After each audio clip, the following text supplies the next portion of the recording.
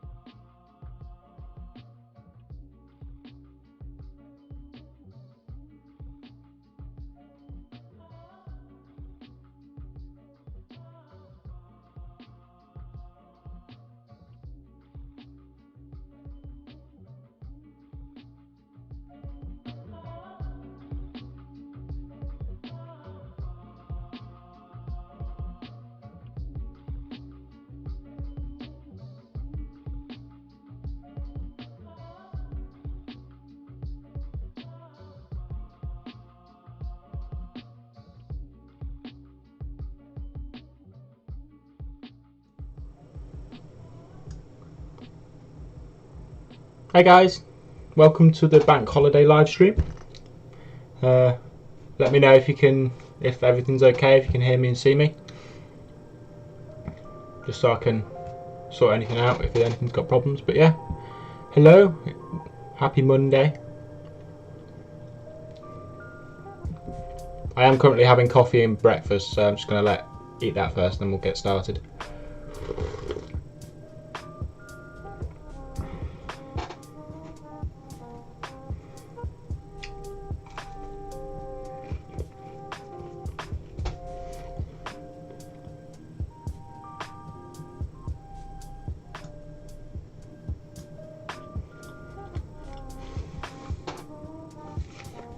Okay, looks like we're all good.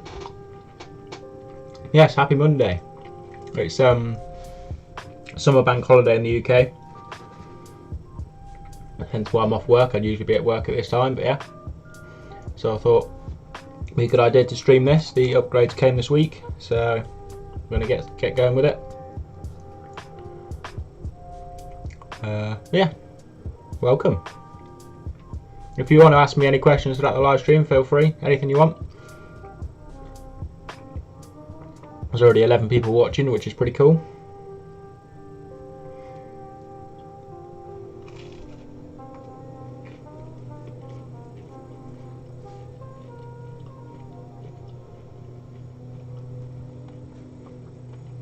I have got music playing in the background. It's a, if you want to know, it's like a chill hop radio station on YouTube. So I was going to let that play throughout the stream just to fill in the blank silence. So, because I don't want to be talking all the time. And this isn't going to be a ridiculously long 9-hour live stream like last time. It's probably going to be a couple of hours to about midday. Depends on how much I get done with this, because I might be going out trailing again tonight with the SCX10. So I went out on Saturday evening time. I was out there for about 3 hours. Mainly on one battery, which was pretty cool, and no damage. So I might be going out trailing tonight as well. Obviously videos, I'll be making a video on that anyway. But yeah, if we get this done in time, I might do a bit to the SCX10, just give it a quick once over just to make sure everything's okay and it's not broken. But yeah, I did break one thing. One of the screws in the drive shaft came loose. It didn't really break, to be honest, it just came undone, and I lost drive to the rear, so I just had to screw that back in, and it worked again. So, and it performed amazingly. I was really surprised. Really, really good.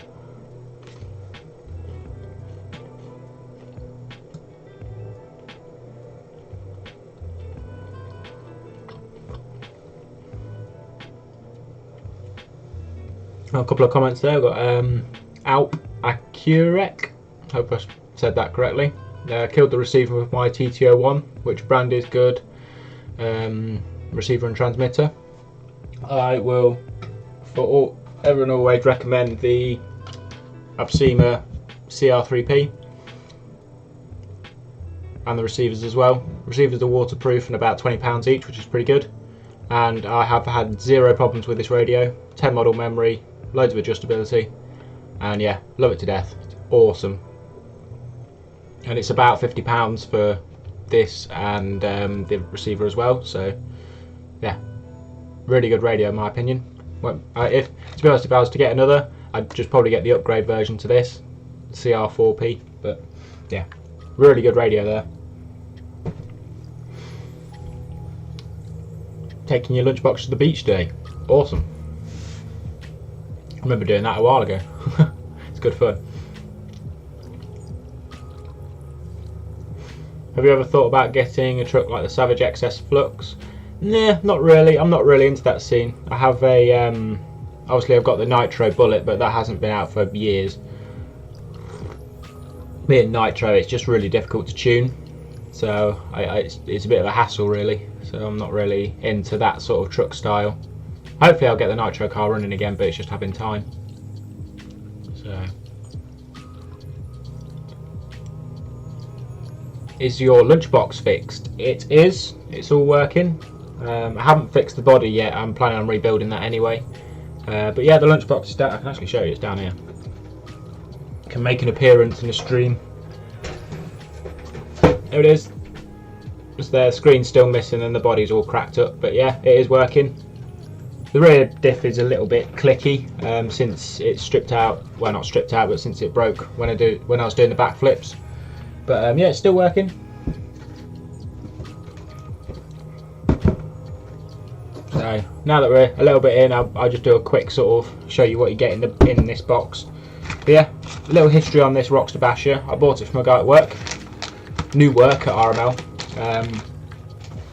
It was he originally paid. I paid him 30 quid for it, knowing that it was just the servo that was stripped. And then I got it home, and he gave me a battery to test it out with. And I ended up stripping out the other servo and both axles. So I told him about it, and he said he gave me a tenner back for it and said put that towards some servos. So 20 quid, bought this and everything else. So it came with a radio as well, and not a bad radio, to be honest. Just get the box out of shot. It's got some instructions in the box, but you don't need to see those. Yeah, this is the radio. So it's pretty nice. It's got a rubber steering wheel bit to it, which is nice, fairly comfortable.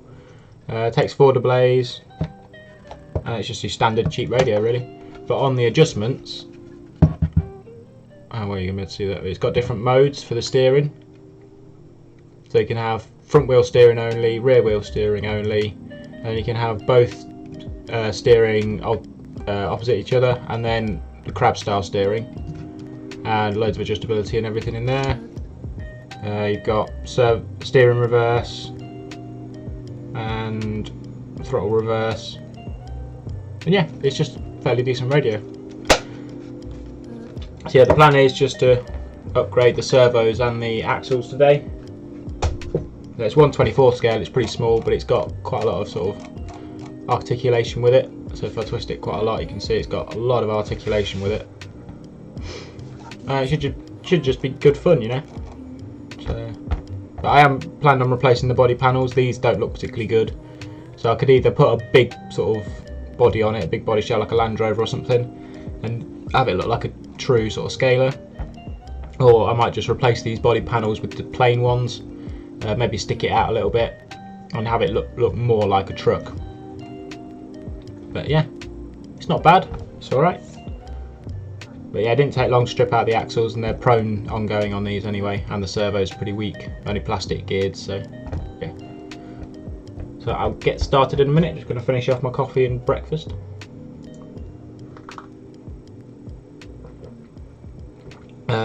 Talking about the lunchbox being fixed, it was actually inside the diff. It wasn't the I had that where the wheel nut came undone, and the wheel came out and it started clicking around, and obviously there was no forward motion in there. I just cranked the wheel nuts down as hard as I can on the lunchbox. It was actually inside the diff. The spider gears, one of the spider gears hopped out when I was doing the backflips, because when it spun round, it came back down on the rear wheels when I was on throttle as well, so it jammed it and dislodged one of the gears in the diff, and that's what caused the slipping and the clicking. So I just had to put it back in place. It was really easy. I am planning on locking that diff just to give it a go, but I'm not quite sure how to do that yet. But yeah, so hopefully you can see me in 720, because I've now got fibre internet, so I've got 10 megabyte upload speed. So I'm currently doing 720 at 30. We haven't got any drop frames yet, which is pretty cool. So, and there's no one else at home, so we shouldn't have any issues with the internet dropping out.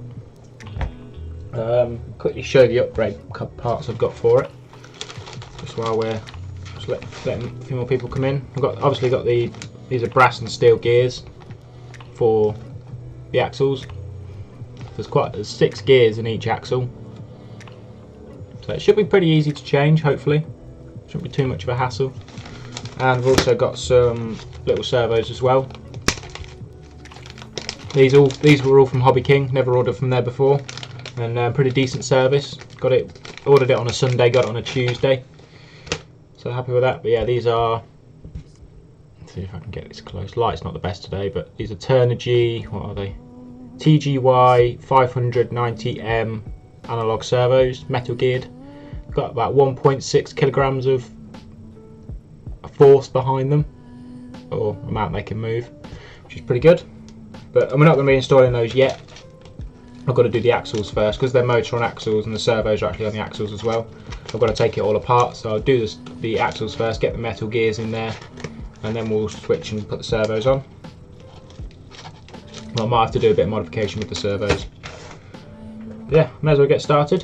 So feel free to ask any questions. There's quite a few of you watching at the moment, so which is pretty good.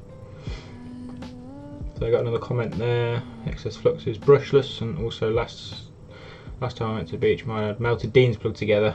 Yeah, Dean's plugs can be quite a pain to undo. Can't get this open now. There we go. So we're going to need those, and we're going to need. I'm feeling we're going to need those as well. So yeah, this kit's a little bit weird. It's a mixture of Phillips screws and hex screws, which is a bit odd, but we'll have to deal. Yeah, it's going to take all the wheels off first, get those out of the way.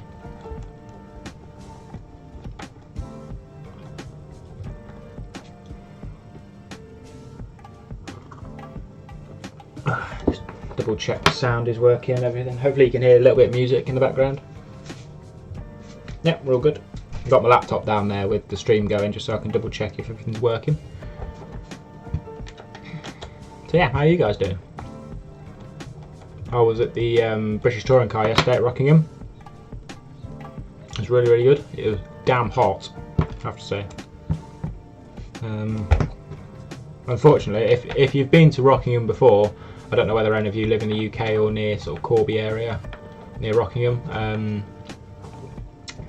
Yeah, it's sort of a speedway come track, and they host quite a lot of events there, and it was the British Touring Car yesterday.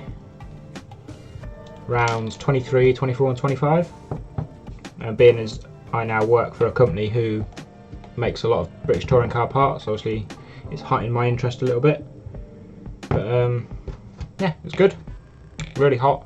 They'd closed the grandstands, which was a bit of a pain, because they've got a centre grandstand where it's like a main building where all the boxes are and all the posh bits are. And there's a few sort of public seating areas, but they've got bits at the side, at the corners as well. And they closed them for some reason. Bank holiday weekend, you got 10,000 plus people there, and they decided to close it, which is a bit of a pain. So we were all crammed into one grandstand, so I wasn't particularly happy about that. But yeah, touring car was good, racing was really good, no major accidents, a lot of good action there, especially in the support race as well. Clio Cup and everything like that was really, really good. So I was going to do a bit of a video from it, but being as the grandstands were closed, we had to sort of camp out in our seats all day in order to keep them, so didn't have a chance to do any videoing. But yeah, that's wheels and tyres. No foams in them, and they obviously glue on, not bead locks. They're not too bad. They look alright. The black though, I'm not mad keen on the black colour for wheels, but yeah, they're pretty good. So I might end up getting some bead locks in the future. See what happens. So I think the next step is to just remove the steering assembly, get the C-hubs off, and get the steering off as well. And then we've just got the axles left. I think that's the plan. So what have you been up to this weekend? Be nice to know.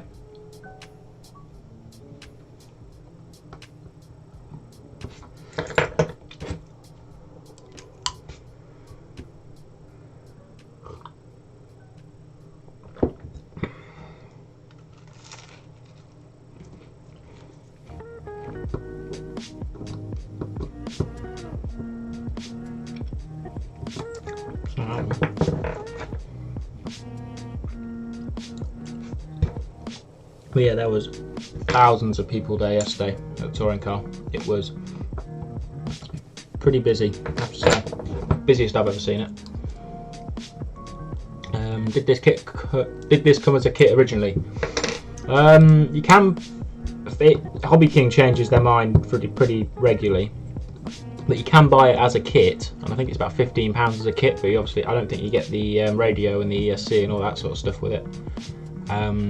Or you can buy it ready to run with everything. So I think this was bought ready to run, and it's not been built particularly well. That's why everything's sort of stripped out and broken on it. But for what I can see, a lot of people do this straight away anyway. I've got plastic gears in the axles and plastic servos, so looks like they twist off actually. But yeah, I've never done this before, so yeah, this is all new to me. So I'm going to take it slow and just try and do this methodically.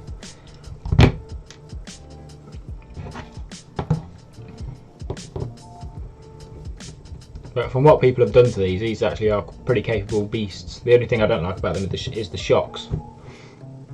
I want to figure out something a bit different for those.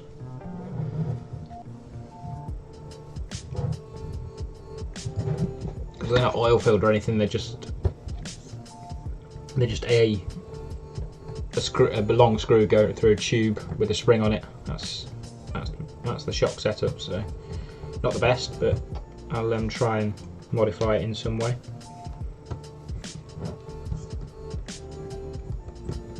And obviously with it being so small, I'm really tried hard not to strip out anything here.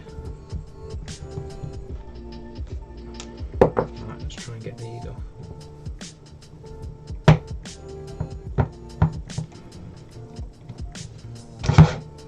There we go.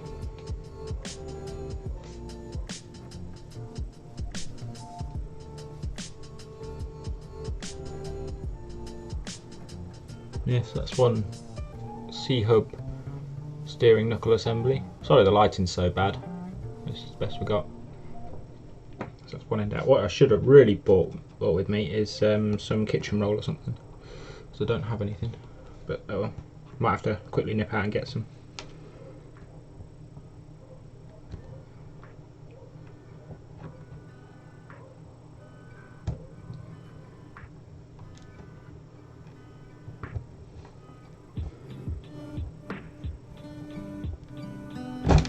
Yeah. Just take the steering assembly off.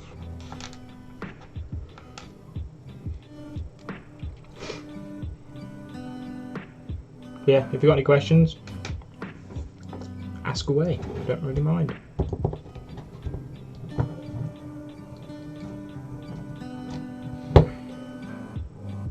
Okay, so it's a longer dry shaft side. So that's both knuckles and all that sort of stuff off, which is good. Fairly easy. It's pretty much the same as the SCX-10 to be honest, pretty similar setup. Obviously these are just motor on axles, so they're a bit more complex inside.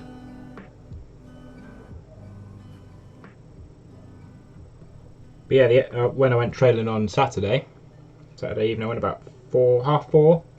A place called Chester Country Park, just at the bottom of Wellingborough. If you live in the UK, you'll know where that is. Hopefully, in the Midlands area. But the axial performed amazingly. It's got obviously it's got some brand new bead locks and tyres on it. Video should be up next week. But yeah, it was quite impressive. I was very happy with how it performed. Didn't have any issues with it. And yeah, super impressed with the wheels and tyres. Hopefully it's the same screen. Crumbs everywhere.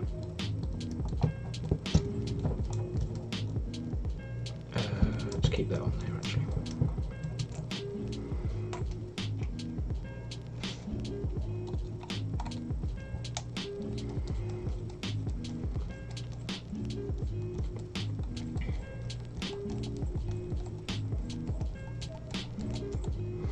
Because the new servos I've got are a bit taller, so I'm going to have to mount the actual. So I'm going to have to mount the servo horn on, and then put this ball end here on the back side because it sticks out too far. So that's the modification bit I'm going to have to do. I'm going to take it off on the mount for now, and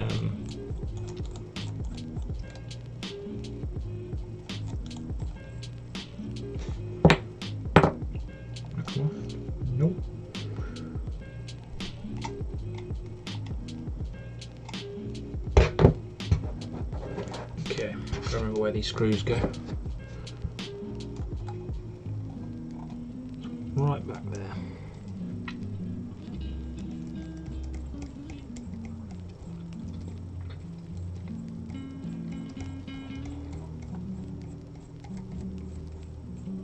Oh, I think we've released the servo. Yes, we have. So that was the front and that was back. There we go. That's the servo off.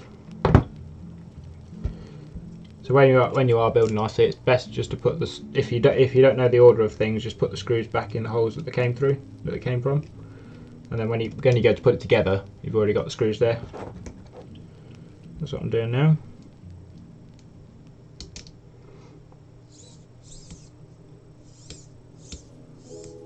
Yeah, so I think one of the teeth of in the gears inside has snapped off. That way you can hear that.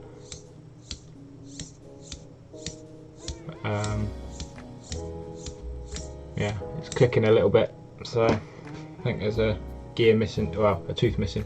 No mention of the RC four-wheel drive from Saturday. Yeah, I wasn't trailing on my own. I was trailing with Colin, who's in chat right now. He's got a 110 Defender, and oh my word, it's good. It's got a bit of weight to it, but yeah, it was quite cool training with someone else. A lot of fun. Quite a few rollovers from me and from Colin, but yeah, we had a good time. I got loads of video from it. Got some on board as well, so expect a video soon. But yeah, hopefully we'll be going out trailing maybe later, if you're free, Colin. But yeah, it was good fun. I'm gonna go those in now.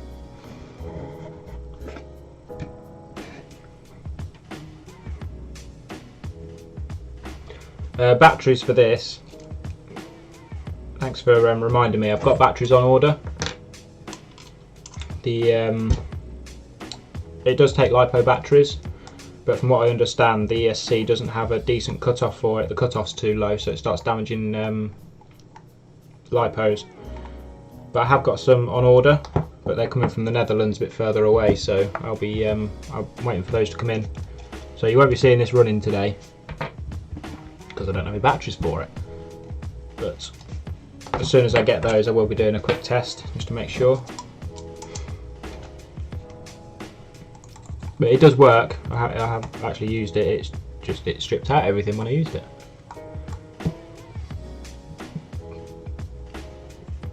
But yeah, just like Colin said in chat, the only problem with the SCX10 was it's very light, even with the heavier metal wheels and tyres and all that sort of stuff.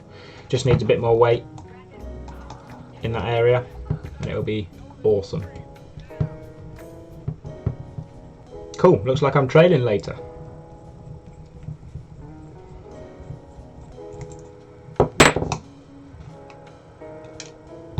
Okay, so axle is detached. Let's see if I can get this out. There we go. Okay, so we have removed one axle. So the motor is back there. Then these ball joints here are the link mounts. I've just unscrewed the shocks. They're held in with little Phillips screws. You can't see in there, but yeah, they're not the best. I might replace those for some hex ones if I've got some in stock. But for now, they can just go back in there. But yeah, you can see these shocks. Not the best, because you can see the screw comes out the top like that. So I would like to find some oil replacements for those, but I doubt I'm going to be able to find some this small and with that amount of travel in them.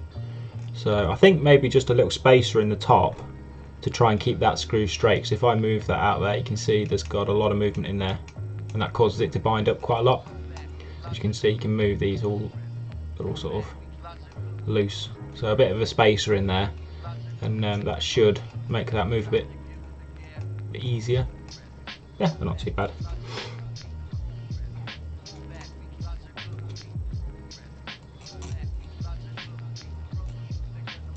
So we've got one axle removed. So I think we're going to do one axle at a time, give that a go.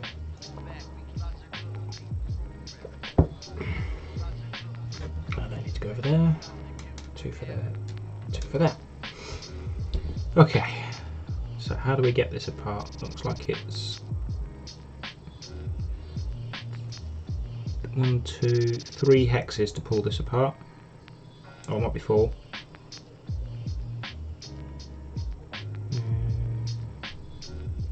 I don't know. Let's undo these 3 first.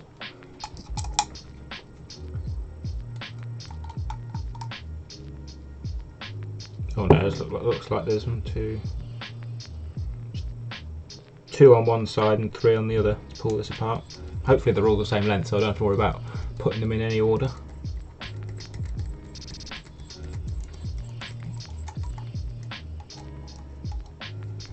If I do get stuck, the instructions manual does have like an exploded view of the axle, but it is quite confusing when it's like that.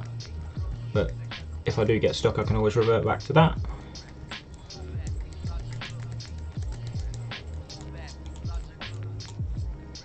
Yeah, but hopefully I can get this done pretty soonish.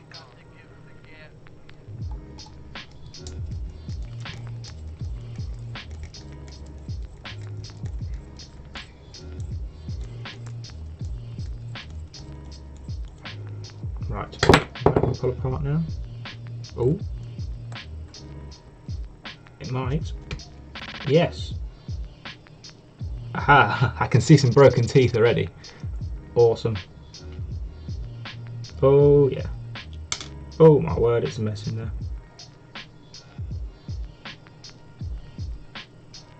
Yeah, there's broken teeth and everything in there. You can see one gear's falling out. You see this? Those bits there, they're broken teeth. Oh, okay. I'm going to need some kitchen roll because there's quite a lot of white grease in there. Okay. See, I've got to remember where everything goes. There's one in the middle there. Okay. Right. I'm going to go get some kitchen roll because I don't want to be getting grease everywhere. And it looks like fairly easy to put the new gears in, which is awesome. What I'll do is I'll quickly flip back to the other scene. I'm still on mic, I'm just going to quickly change the text. I haven't given the SCX10 a once over yet. I'll be doing that after this stream, or maybe during, depends on how long it takes to do this. But yeah, it doesn't look like anything's broken. It's got a bit of rock rash, but other than that, it's doing pretty well. So I think I'm going to double check those drive shaft screws though. Don't want those to undo again. So I'm still here. I'm just changing this text. Text.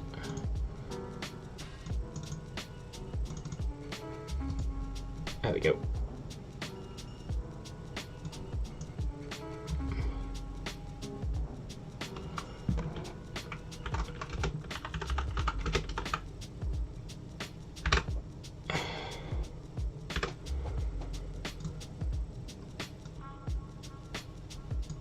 There we go. If you don't know what software I'm using XSplit. It's pretty good. It's free, which is good. It won't let me do 1080 unless I pay for it. But 720 I think is good enough anyway. But yeah, it's a good little sort of software to use. I haven't had any problems with it, so. But yeah, I'm going to quickly nip out and get some kitchen roll. I'll be literally 2 minutes. So I'll check back with you in a minute.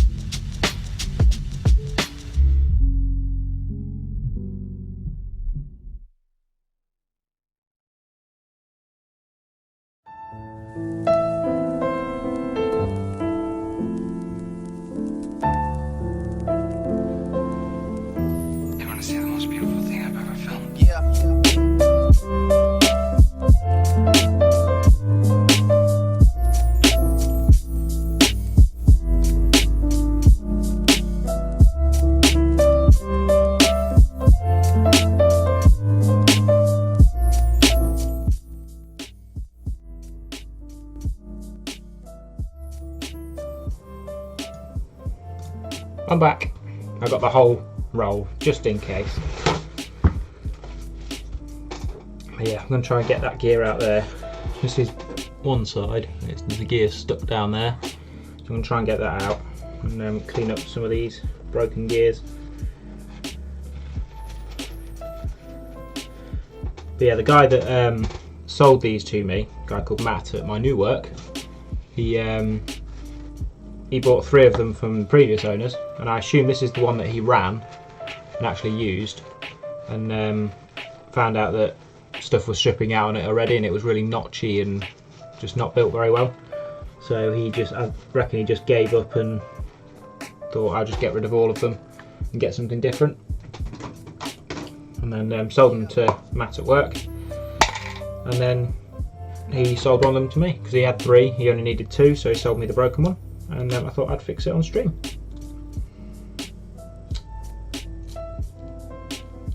Looks like we have metal bushings rather than bearings in here,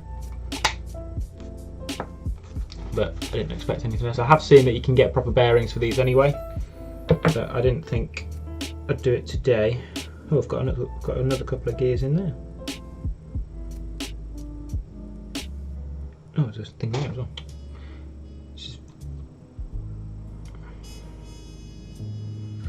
Okay, I see. That's like a little metal spacer in the bottom of there. Take that out for now. Just try and clear out as much grease as I can.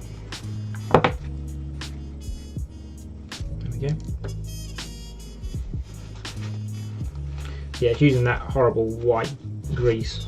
It's not particularly pleasant stuff. I just put some, I think I've got some Tamiya stuff laying around, so I'll just use some of that. There's another tooth there.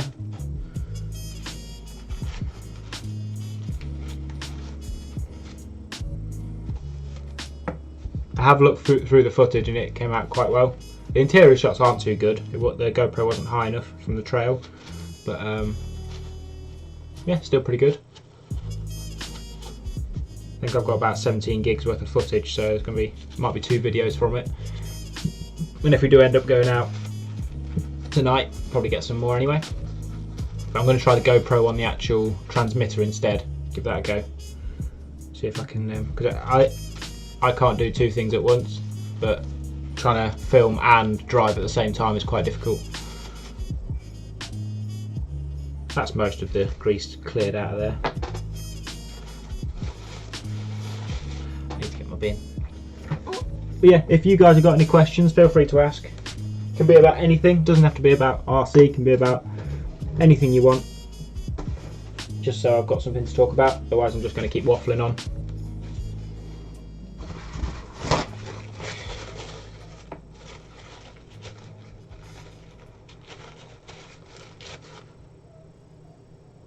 That's good enough in there, to be honest. I'm not going to get much more out there.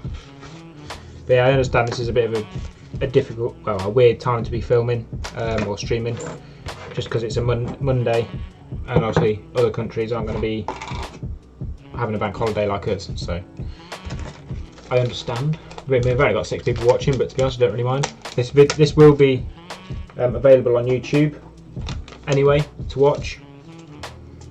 Right, so I've got 5 of the same gear in here and 1 slightly different one. So this is the one which the actual inner drive shaft's attached to and go into, and then these are just the other drive gears. So we'll try and get this in the right order. What gears we've taken out so far? 2 plain ones. So if we can get that washer back in.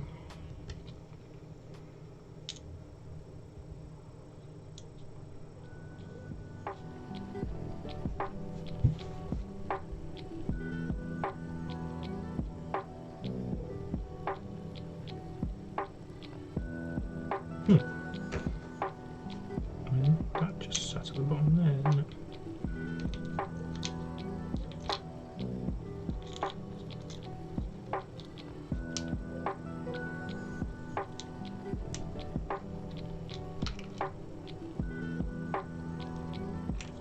There we go, that's that at the bottom of there.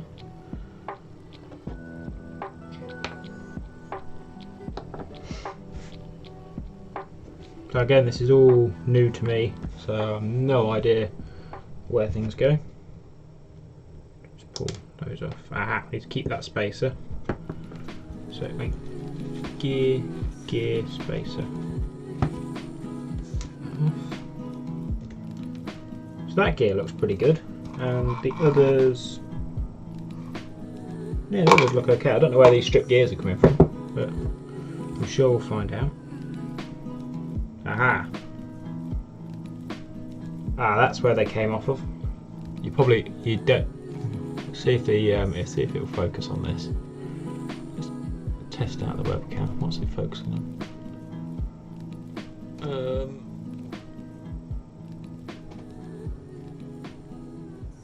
Nope, it just wants to focus on everything but yeah, this tiny little gear in here, this inner gear, that is about 5 teeth missing. So that's where they're all coming from, this one here. So that's gone in the bin. That shaft, aha, yeah, you can see all the teeth around there. But they're going to get replaced. Metal ones aren't going to strip out really, unless I'm putting some real force behind it. Right, so that gear goes there. So let's pull that out. Ah, there's teeth missing from this as well. Ugh. That's got a bearing on. That's nice to see. I've got to get that bearing off though. That's going to be very interesting. Yeah, there's teeth missing from this big gear here as well. This is where the inner drive shafts go through, and they've got obviously 2 flat sides. So there's teeth missing off here as well. So the rest of the gears are fine. There's one that's missing some on the inner part, and obviously there's some missing from this big gear here as well. But it looks like it's fairly easy to put the gears back in, to be honest. Not too difficult. So I might have this done, and you might be able to see the SCX10. Because once you've done one side, the other side will be really straightforward.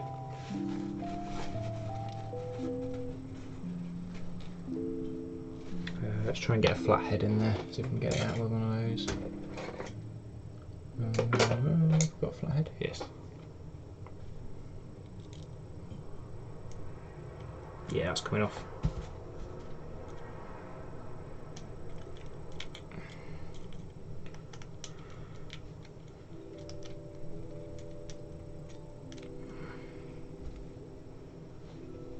Okay, that's that bearing off. See if I can show you. Yeah, you can just about see. I've got a decent background I can use. White's not going to work because they're white gears.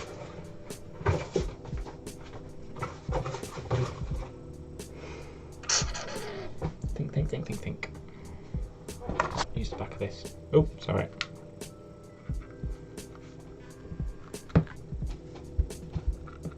You see? Broken teeth. Knackered. I can go in the bin pile. So this is the bearing that was on there. So we're going to put this straight on the metal version.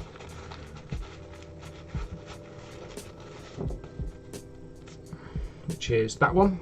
Hopefully that goes over. Oh yeah, nice tight fit.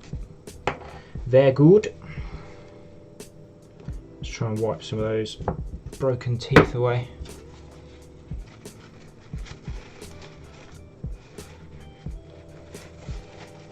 See, I was going to get one of the pinions as well because they've got a brass pinion on them already, which is nice. It could have been a plastic pinion, so I was going to get those already. But I saw I watched another guy rebuild his axles with metal gears, and the brass pinion was already there, so I don't have to get some new ones of those either.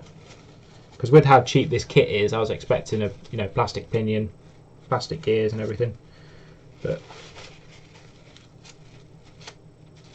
it's good that they included at least that.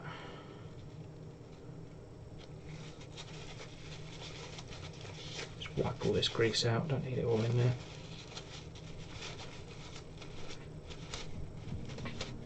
There we go. Yeah, so it looks like we've got another metal bushing down there. So if we do start to have problems again, I'll probably get some new bearings just to put in there. for now, but we'll see how it goes. Okay, that's that out. Let's find some grease. You want some? Yeah, there we go. Always have some Tamiya grease lying around. Always handy to have those. I think I've shifted the camera a little bit. Let's try and move you. That's a bit better. I'll try and work a bit more here so you can see properly. But the reason why I'm doing this on stream is because it would have been very difficult to do this on a video because it's so small. Trying to film small things is a friggin' nightmare. Okay, that's in there. And then we go one of those.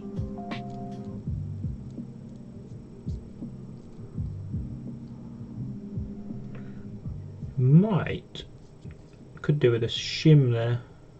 We'll see how it goes. But the notchiness might be coming from these gears clashing together a little bit. So that goes on there. And that goes through there. We get another 2 gears there.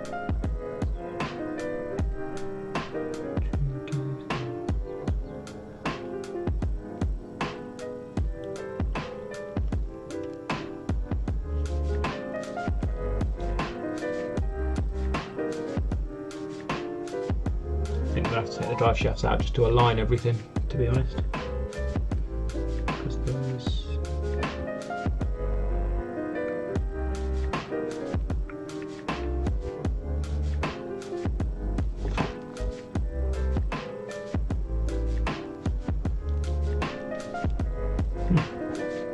I'm going to have to get the instructions. No, I would in the end, but... Let's have a look.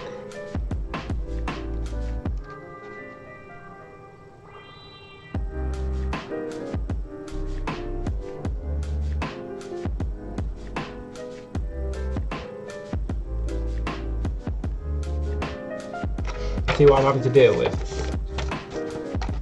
That type of view there, not particularly helpful, really.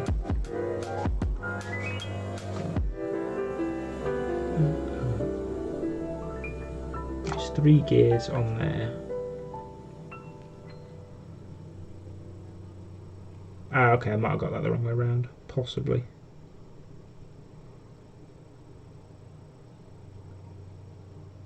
No.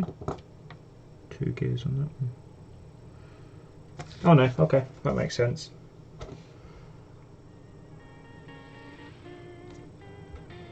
So it looks like we need to fit one in there. Yeah, that's why we need the drive shaft out. Okay.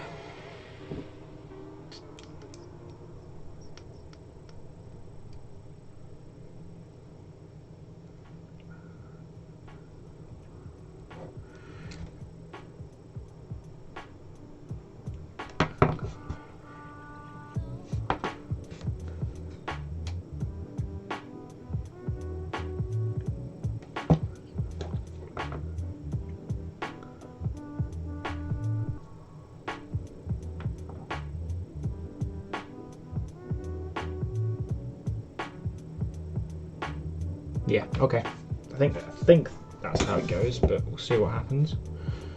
So yeah, I need to take the drive shaft out just to align everything up, because there needs to be a gear in between those 2 there.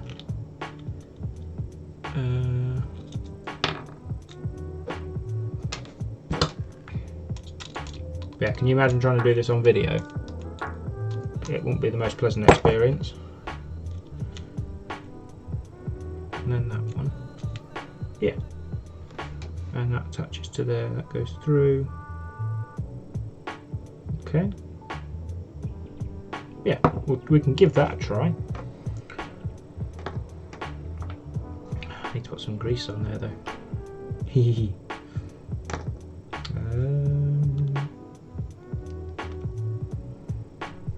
well, that closes up quite nicely.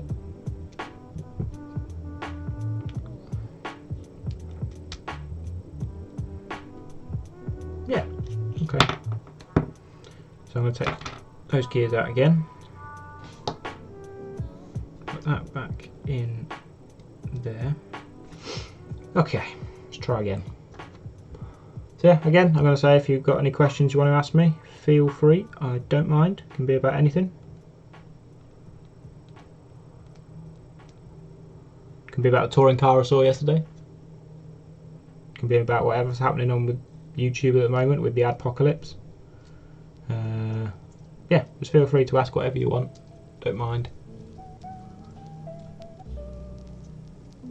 Because if not, I'm just going to keep quiet for a little bit and just concentrate on this.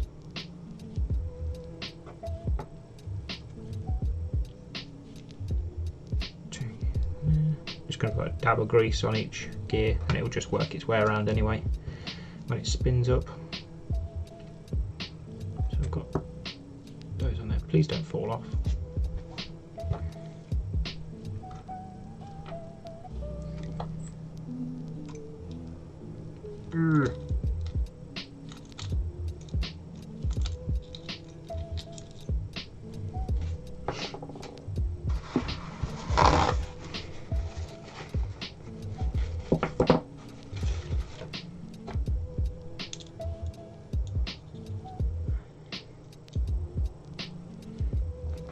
So I'll put a bit of grease on there. Get off.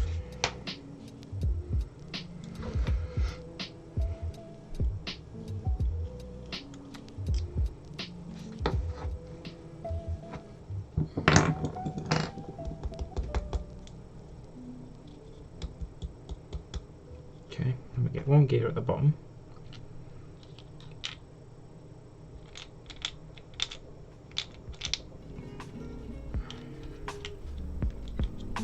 Down there, put a dab of grease on there. Put another one on top.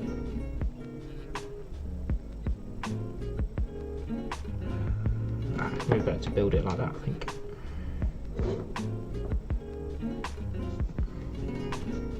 I'm looking to get a TTO2B with what I've read from the TTO1 Mild if gears are direct fit. Any ideas? I've had this sort of question quite a lot, whether the TTO2 and the TTO1 are the same. I've been told quite a few different things. I mean, they look similar. Well, yeah, hi. They look similar, but they do use different bits and bobs in there, but I'm not sure whether parts are interchangeable between them. It's best just to go straight for TTO2 parts rather than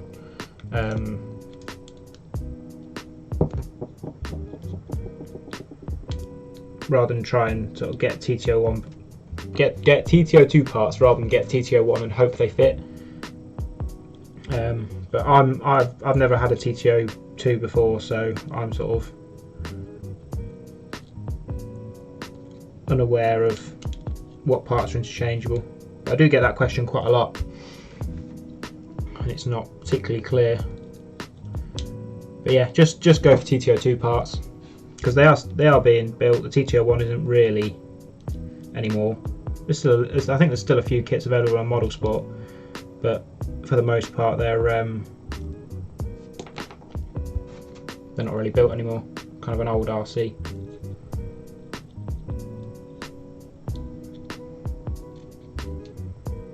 Fits in nicely there. And then we've got one gear left. Yeah, so that should be that part done actually. So we can put those two halves back together.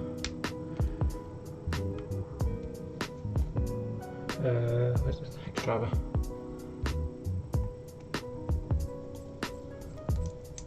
I've never heard of a TTO2B. I might have to have a look at that. Is that more of an off-road type rally car version?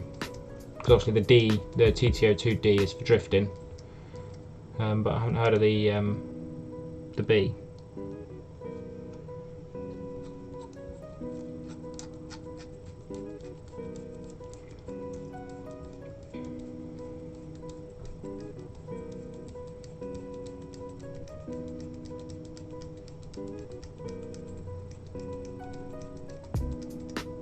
I was thinking that screw was stripped out then. It's just really, really long.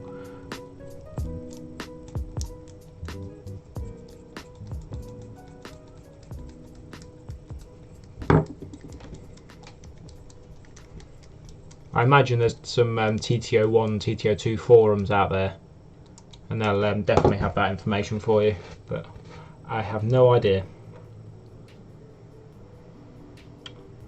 Right, so this looks like it's a separate cover just here that hides a couple more gears, so we'll take that off and see what we find. Hello, Matt Ronaldson, welcome to the stream. How you doing?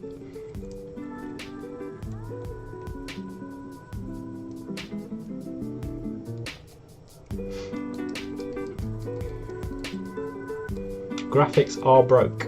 What do you mean by that? Everything's good on my end, visuals wise. These graphics are weird. They're fine on my end. Might be your end that's a bit broken. 720/30. Have you got the settings on YouTube correct? Because you can set it to from 144 to 720. Okay, so I'm taking this other cover off here. Let's see what we find under here. Oh, okay, there we go. So there's the final gear just there, and that looks to be in good condition.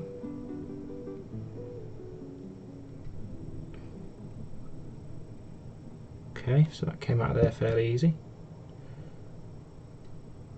Yeah, that gear's fine. So it's just those two that stripped out. Hello, Charles Duke. Welcome to the stream. I think your camera's broke or something. No, everything's working fine on my end. 0 drop frames, still going up. And I've got the stream down there on my Chromebook, and it's running fine on there. So it must be your end. Sorry. What music is this? This is a radio station on YouTube.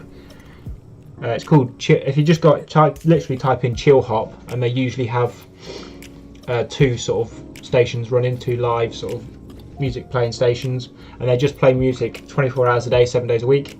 Just general chill hop, chill sounds, and it's just good for stuff like this. For if you're a gamer, good if you're gaming, or if you're studying or just relaxing. It's just general good music. And I've gotten into my chill hop a bit more now with Biocratic and things like that, so yeah, it's just good to listen to, good background. And it just fills in the bits of silence where I'm not talking. So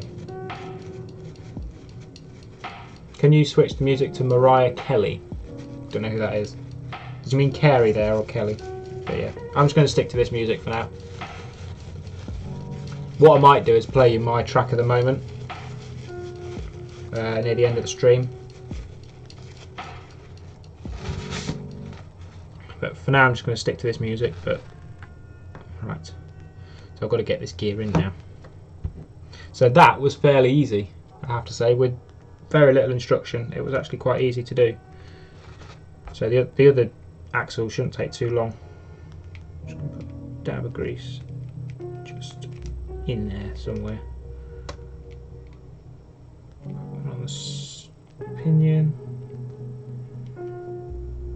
Put one on there. I've got to slide this gear in now. It's going to be fun. You ever played Call of Duty? No. I've played the single player, or a single player. Of the only one I've got is Modern Warfare, the first one, I think, Modern Warfare. But I only ever play single player, to be honest. Never multiplayer, and never sort of extra modes like that.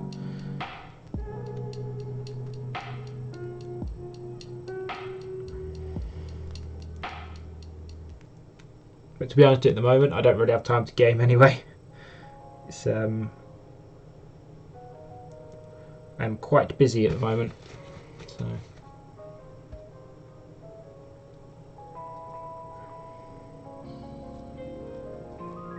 Oh, I don't know how I got that gear in there. Let's take that out.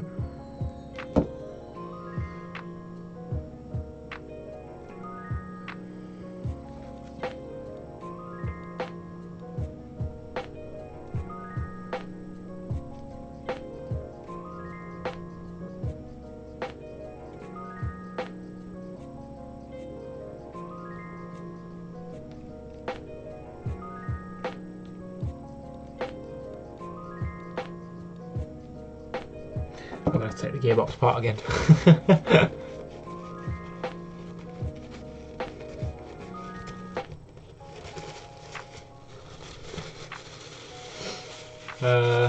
Streaming gaming, not really my thing. I'm not great at those sort of games, but no, I won't bother streaming any game stuff. This is the RC channel, so I just stream RC stuff on here. But, if you're having problems with the graphics, if you go to the little settings icon, there should be like a resolution option down there, and you should be able to switch it to 720. That might help the graphics. It might be just your end that's bugging out, but yeah.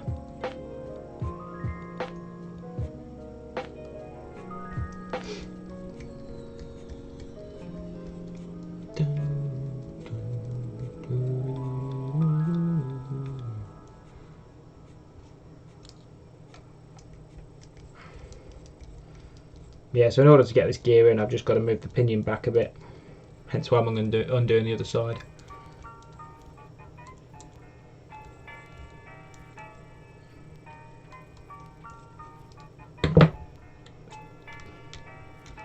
Just pull the pinion back, get this in.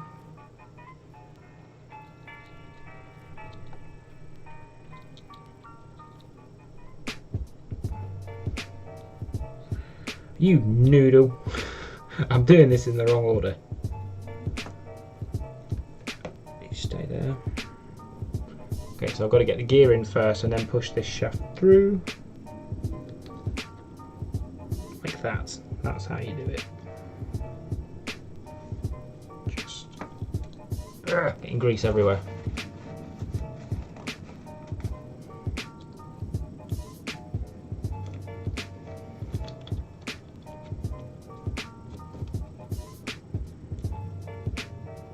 I think that's got it. And push that back through.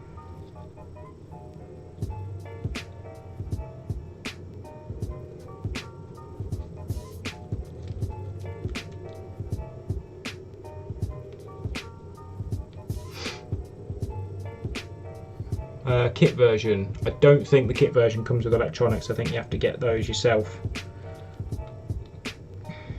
But it is £15 for the kit version on Hobby King right now, last I checked.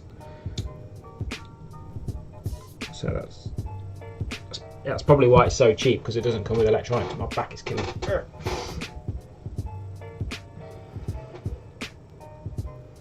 It's that screw that's holding it back. But yeah, obviously trying to find sort of small enough electronics to run something like this will be a bit of a struggle. Okay, so I'm going to get this gear in first.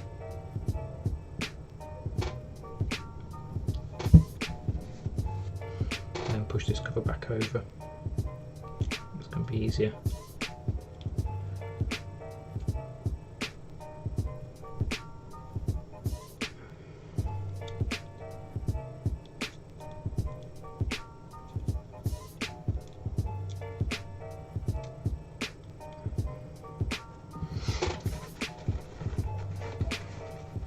Yeah, I would recommend getting the kit version though. I always recommend getting the kit version anyway, because you know how, once you've built it, you know how it goes together. So if you do have any problems with it, you can take it apart and kind of know what's wrong and know how to take it apart and put it back together. Whereas if you're getting ready to run, the first time something breaks and you have to take it apart, you don't know what you're doing really. You don't have any experience with it.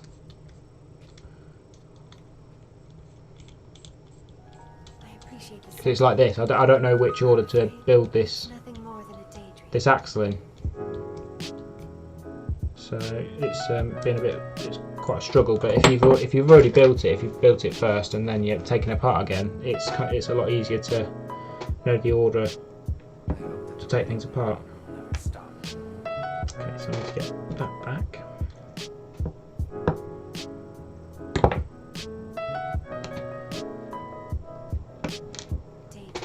But now that I've done one axle, the other should take no time at all.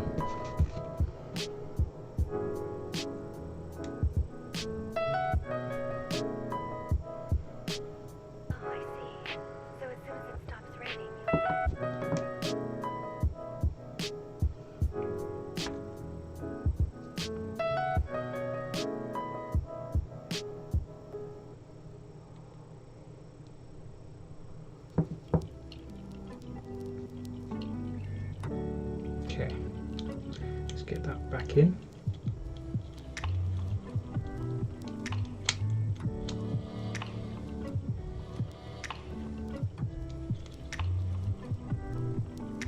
Okay, hopefully that's in. Take that gear out. Put one down there, put that one on top. So that lines up. And hopefully this should just push together. Let's put a bit more grease on there. Just there. There we go. Ah, done it. Success. One axle done.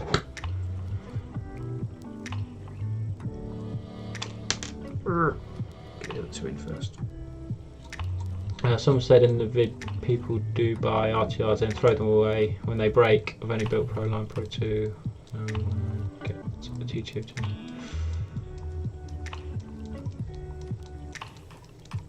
Yeah, I can understand that happening. People throwing away ready to run versions, just getting something new, or just flogging it online for cheaps. Just because they don't want to spend the time going into it and fixing whatever's broken. I can understand that if you're sort of not interested in the building process, but that's what I'm passionate about, actually building RCs, building them up and upgrading them, making them work better. That's what the RC hobby is all about for me. I mean, the only RC that I've not built that came ready to run was the HPI Bullet, and you all know how that went. The being a nitro, it is a bit more of a challenge anyway. But yeah, I haven't used that. I've used it a couple of times in the last 2 or 3 years that I've had it. It's not my favourite RC by any means. It was a birthday present, so I don't want to get rid of it because I've just, you know, I'd be selling it and selling the birthday present, and it's not really fair. But yeah, that doesn't get a lot of use at all. If I was going to do anything to it and had the time and money to do anything to it, I'd probably just do an electric upgrade, get an electric conversion for it, and get a ridiculous brushless motor and ESC, something like a Mamba Monster or something, and just do that rather than continue on with the nitro, because it's just a pain. It's nice to have an engine in an RC, but I think having a 2-stroke, a bigger engine in there, something like that, is just going to be much easier to tune and deal with, because you can just tune it and then leave it, rather than nitro you have to keep going back to it and adjusting the tune, which is a bit of a pain. Right, let's try and get these back in.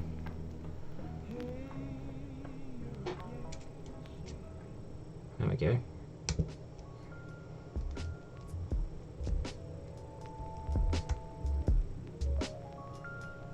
Okay, that's that side.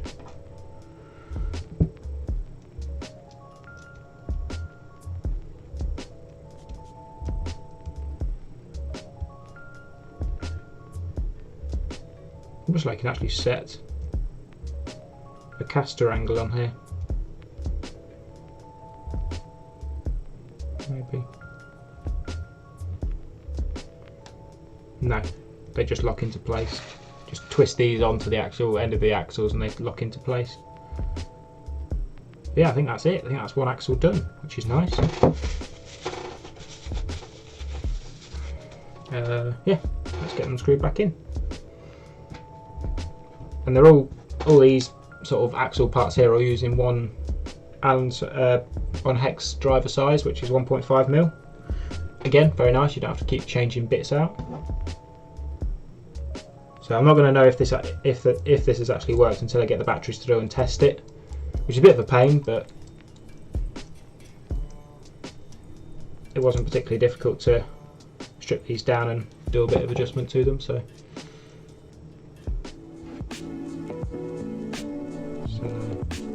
I've got a 2-stroke, and yeah, they do keep tuned quite well, but there's also the issue that you've got the engine troubles. It's more expensive, definitely, yes.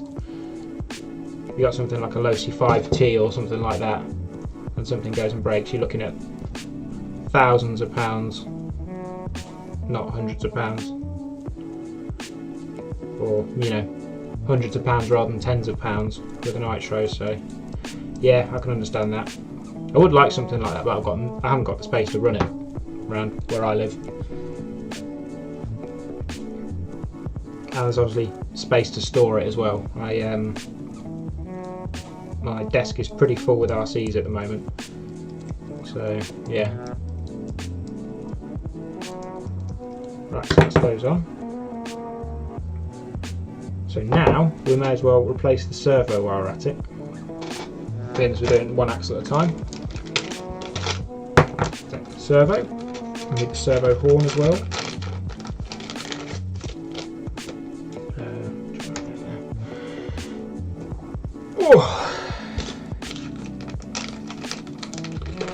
Get the servo link on as well. I think. Yeah, let's get this on. Yeah, I think what I'm going to have to do is swap the orientation of the servo around just so I can actually fit the servo horn on. But I'll show you that in a minute. Just because the servo is slightly taller than the stock one.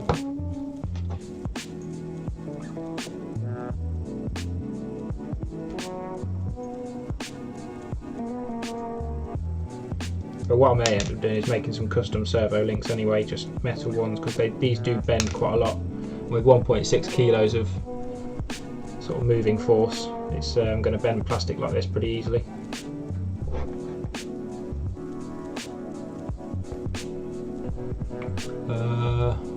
Yeah, I live near a large park, so there's plenty of space. Yeah, I mean there is a bit of open space just out that side, out that way. There's a bit of open space, but then there's the noise to consider as well, because it's quite a residential area around here. I don't want to be freaking annoying people with a big 2-stroke engine buzzing around all the time. Even though the freaking kids around here screaming their heads off all the time. It's I don't want to be one of those people. So. But yeah, this country park that me and Colin went to on Saturday night, freaking awesome. Awesome place to do some trailing and some rally videos, to be honest. When the actual rally car's built, it'd be really cool to run that around there. They all the same size. Yes, it's good. Okay, so we're doing the servo now, and then I'm going to whiz through the other axle really quick because we're approaching 12 o'clock and I don't want to be going too long after 12. But yeah, so this is the standard servo that comes with it, plastic geared, and I think it's missing a gear in there. So I might do a RC autopsy video on it, if you remember that series from a while ago. Haven't done a video on that in a while, but I might do a RC autopsy video and see what's actually wrong with it, because it just sounds like it's stripped a gear in there. So it'll be interesting to see, because it's quite a small servo. But obviously I don't want to be replacing this one with another plastic geared. There's no real point in doing that. So that can go away. So that servo was originally orientated like that. It's all black, you can't really see anything. So I'm going to mount this the same way, and you'll see the problem straight away.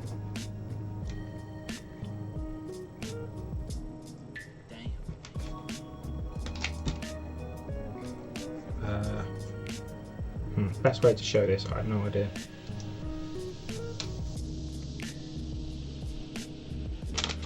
I'll just quickly bosh this together and you'll be able to see.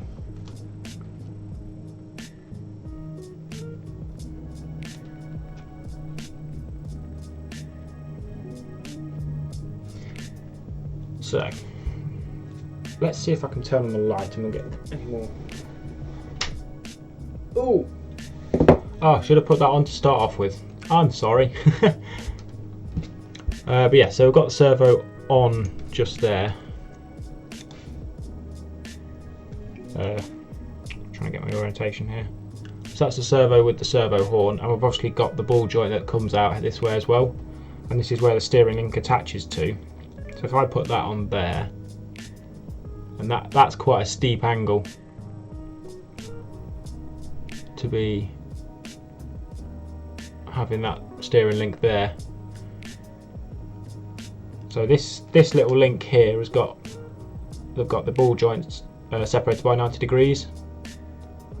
So I think if I swap the servo around that way and have the link,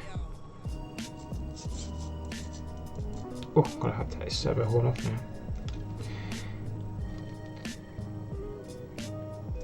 have that there, have the ball joint come at the back of there and attach it to the other side, that might work out better. So I'm going to give it a go and see. I'm just going to literally just swap it around to the opposite hand and see if that works. Because it looks like it will. So I'll give it a go and see what happens. It'll be clearer when I get it all together, and I'll take some pictures of it and put it on Facebook as well. But yeah, it's the problem I noticed as soon as I got the servo. So it's slightly taller than the stock one, so I think it measures about 31mm rather than the 25 that the other one was. So got some more questions. How many RCs in total do you have? Too many is the short answer. I've got 1, 2, 3, 4, 5, 6, 7. This will be 8, 9 RCs. So I've got the MO5. I've got the MO5, the TT01. Got the little lunchbox, the wee little lunchbox. Not really an RC, but it will be soon. But yeah, I've got that little lunchbox junior. Got the MO6, the drift lunchbox van project thing. Got the SCX10. Got the rally project just down here. Got the nitro bullets. We've got the bigger lunchbox, and we've obviously got this Rocksta basher. So yeah, quite a few. But for me, it's not really about running RCs. It's more about building them. I much prefer building them. Is that going to come off with any one of these? No.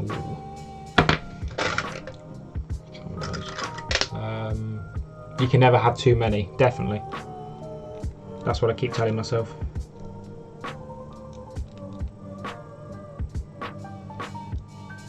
I don't know what size that is.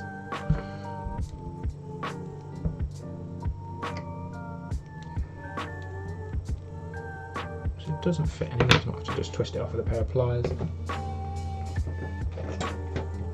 Can you return with the rally project, please? I've still got to get a few parts for it. It will come back, but I did do a quick update video a little while ago, last video on the channel, and I did say sort of maybe autumn winter time for the rally project.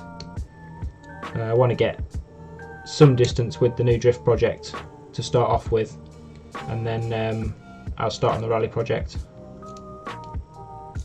But it's going to take a bit more customization, because the plan is the standard battery mount in the rally project, it goes longitudinal to the chassis, and I want to mount it actually inside the chassis, which is going to be a bit of a challenge. I've got to cut out the battery tube and do a bit of modification to it, so it's going to take a bit longer to do that project. But yeah, it will come back. It's got a new body. I've got a new body for it. I've pretty much got everything else for it.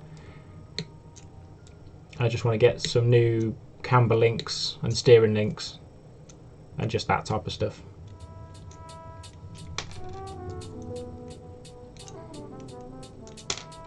Okay.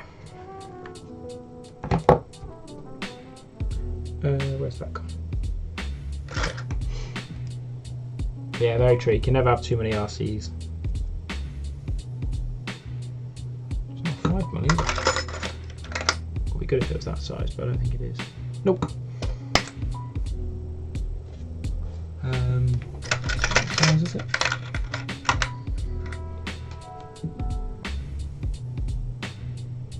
Definitely not.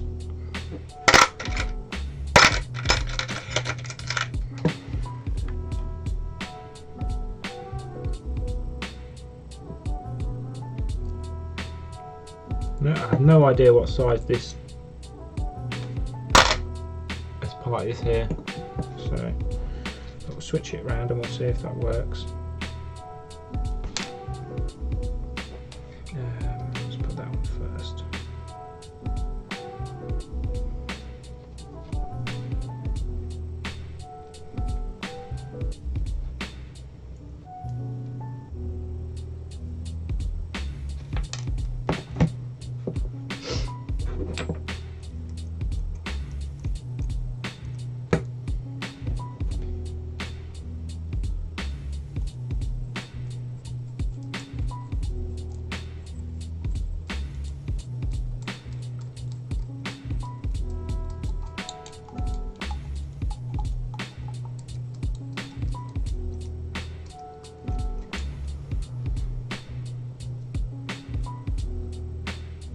So if this does work, the other axle should be fairly easy to customise and get the new parts in. But if the stream ends up going a bit longer, it goes a bit longer. I just don't want to be here too long, because 9 hours was quite a while last time, and I did lose my voice. But talking for 9 hours can do that to you. Yeah, I don't particularly want to be doing a stream like that again, really. It's a bit too long, even though it was a lot of fun. Yeah, still haven't dropped any frames. The internet's going really well. Constant 5 megabytes per second upload, which is pretty good. So, okay, that's that one. Let's get the servo horn. No, let's not do the servo horn yet. Let's get that off there first.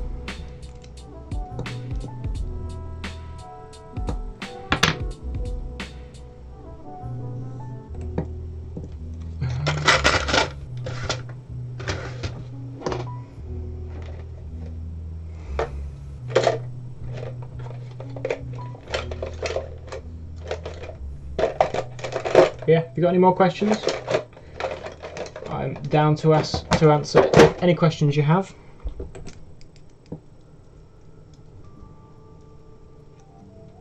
There's only sort of a few people watching anyway, but yeah, if you've got any questions at all, feel free to ask. It can be about anything you want. Oh,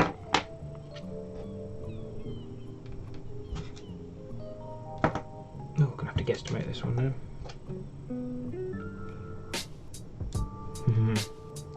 I might have to drill it. Yes, I'm going to have to drill out that. Okay, that servo horn's going to have to come a bit later. Oh well.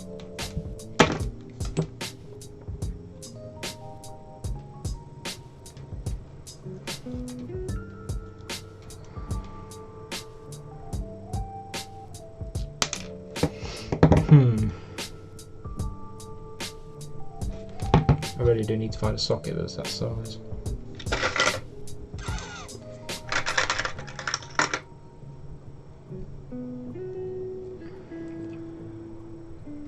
It's just that nothing fits it. It's a really odd size.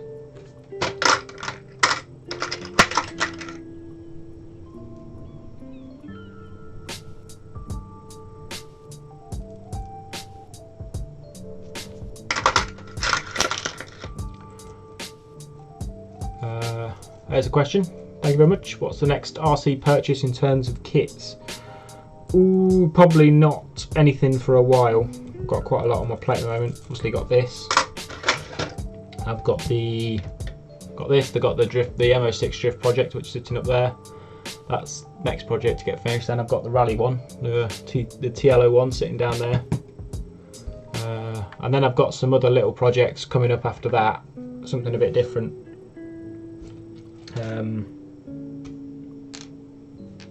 So yeah, no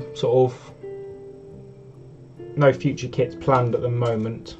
There is something from RC Mark that I have seen that looks quite cool. It's the Orlando or Do 1/32 scale Land Cruiser crawler. Tiny. It's like this, but it's a lot more scale. I was thinking about one of those. They look quite cool.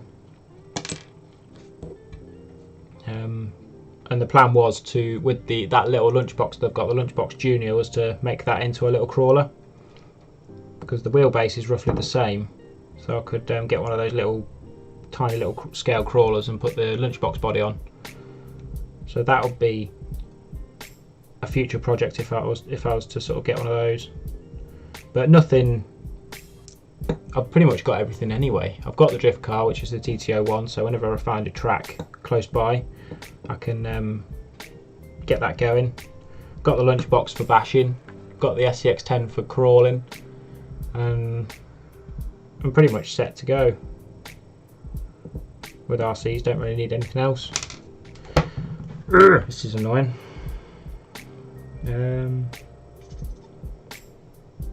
It's just getting these ball things in. It's very difficult. But yeah, no other real sort of plans to get any more kits.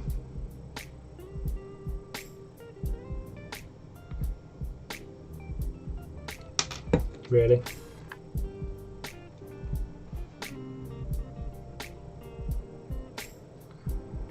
No, I can't get that in.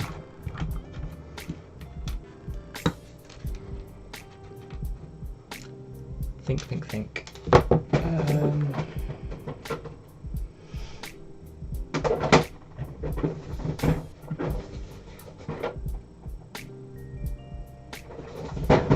Let's have a quick look in spare parts.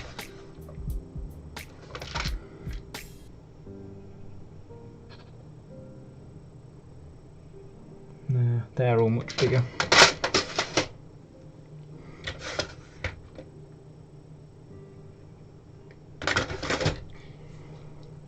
Where did you get the SCX10 from? I got it from, oh, I've got to remember where it was now. It wasn't from Model Sport. It was from, oh, I can't remember now. It wasn't from Model Sport or anywhere big like that. It's from a little place. The Model Basement comes to mind, I think, because it was cheapest there. It was 250 from there, whereas from Model Sport and other places like that, it was about 30 or 40 pounds more expensive. So, I mean, I bought it a year before I built it because other things got in the way.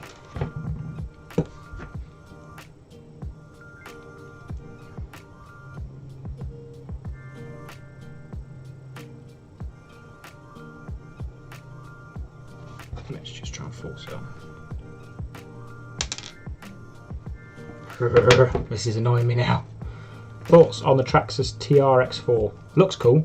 It's very expensive, but it does have obviously scale axles,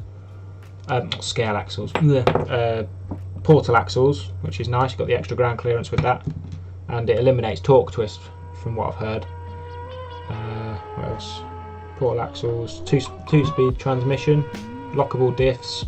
So it does have a lot with it. It's actually quite well spec'd,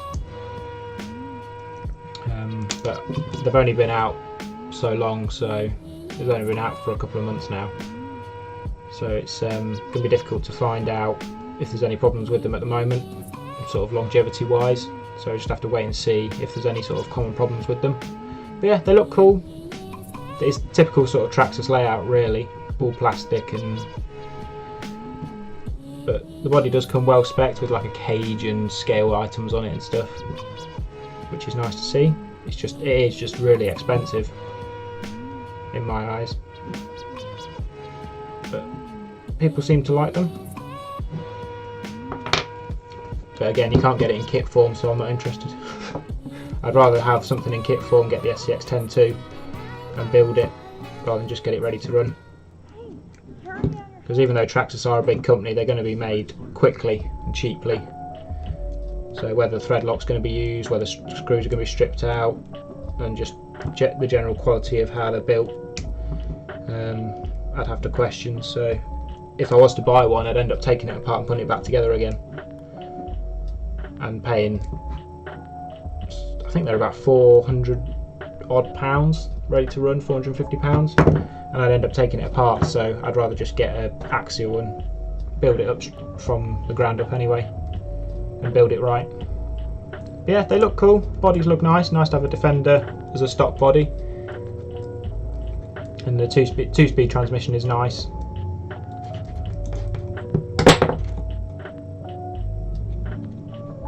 Okay, pop that steering link on. So that's the hole that we're going to have to drill out.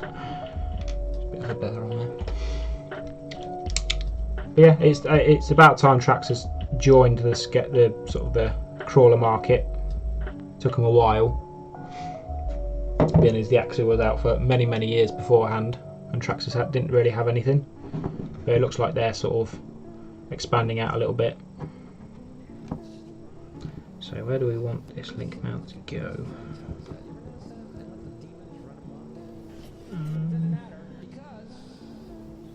Second one down. Yeah. Apparently they wheelie a lot. I don't know. I haven't really watched many videos on them, to be honest. I've watched a couple of RC Sparks, DJ Medics videos, but I haven't really sort of invested a lot of time in watching them. Because at the moment, in RC terms, it's all about drones. Oh, I do have screws in here actually. I might be able to do this now.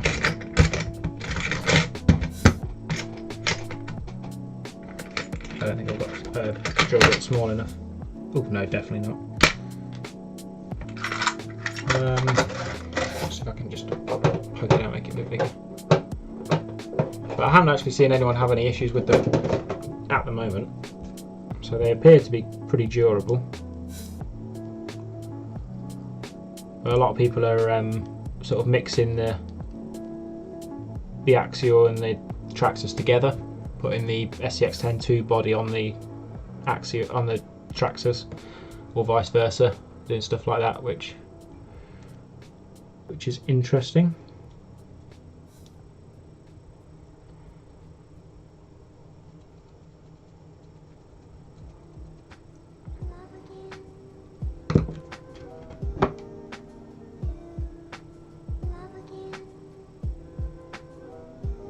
That's going to be very difficult. I did notice that as DJ Medic got his, he replaced the ESC. Did he? Didn't notice that. What ESC did he put in it?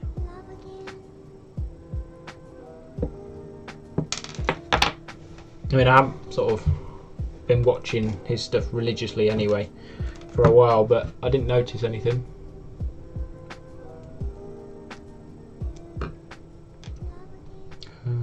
What am I going to do?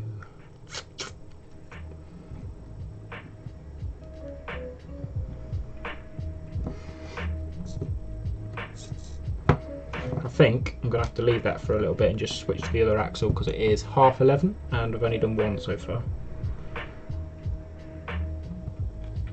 Because I need a screwdriver to be able to, well, I need a drill to drill that hole out and put the ball joint on. But it looks like it's going to work. So as you can see, I've got the servo mounted the opposite way, and I'm going to put this steering link behind, so the servo horn is going to come down just there, and the ball joint's going to come out the back, and I'm going to mount this behind and give that a try. So I think it'll work, to be honest. I think it's going to work.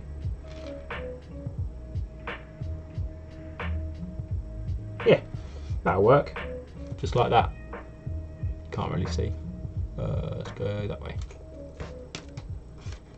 That way. There you go. You can see like that. So there's hardly any sort of angle. It would have been poking out this way, out towards the front. Too much of an angle, and it kept popping off. So if I've got it like that, it's a straighter angle. You can see it's straight onto the servo horn there from the steering link mount on the steering bar. So much better. So that should work out better. Let's get this axle mounted back in, and then we can take the other one apart and quickly swap the gears around. Move all that out of the way. So I've just got that and that to do. But yeah, it was probably a Tekin ESC, but I just didn't notice that he swapped it around, whether he had problems or whether it was just something he wanted to do. But he's a Tekin guy anyway, so I imagine most of the electronics in his RCs are Tekin anyway. And pretty much all of them.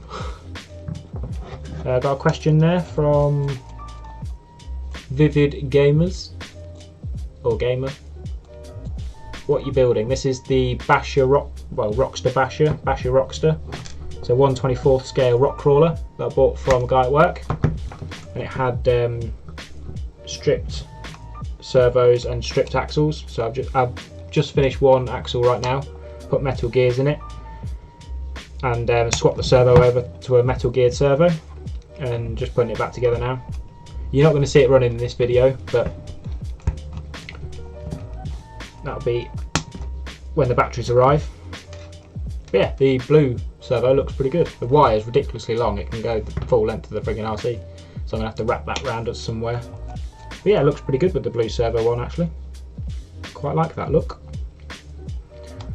Let's try and find some alternatives to these Phillips screws while we're at it. It is not fast. It's horrendously slow, but it's not really meant for speed anyway. It's meant for crawling, so I can forgive it for that.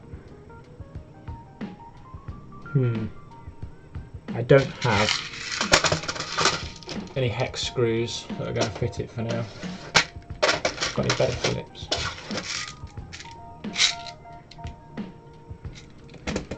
It's a really fine thread and it's a really small screw. Ah, that might work better. Yeah, that'll work better. And those, so I need a similar one.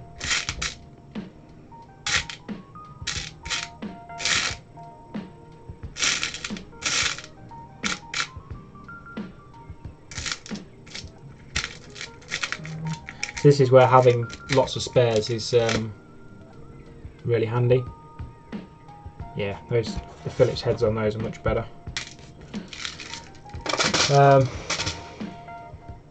What's your fastest car? I'd probably say, well, the drift car's got my only brushless system in, so that probably is the fastest. But because the nitro is the fastest because it's got the nitro engine in it, and that can probably do about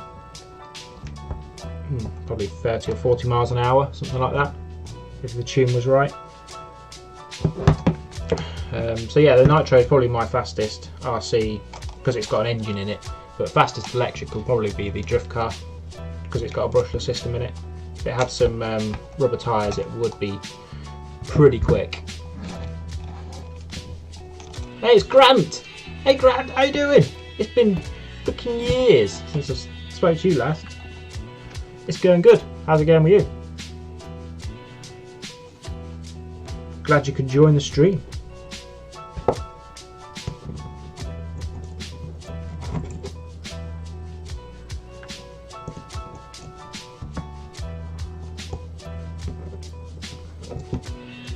I've just realised I forgot to post that I'm actually live on Facebook. Oops. Oh well. I did do a post did do a post yesterday night anyway, telling everyone, but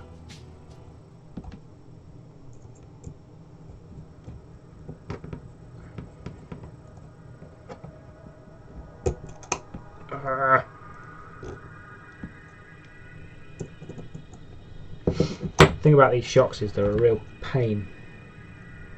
Oh, that screw might actually be too big.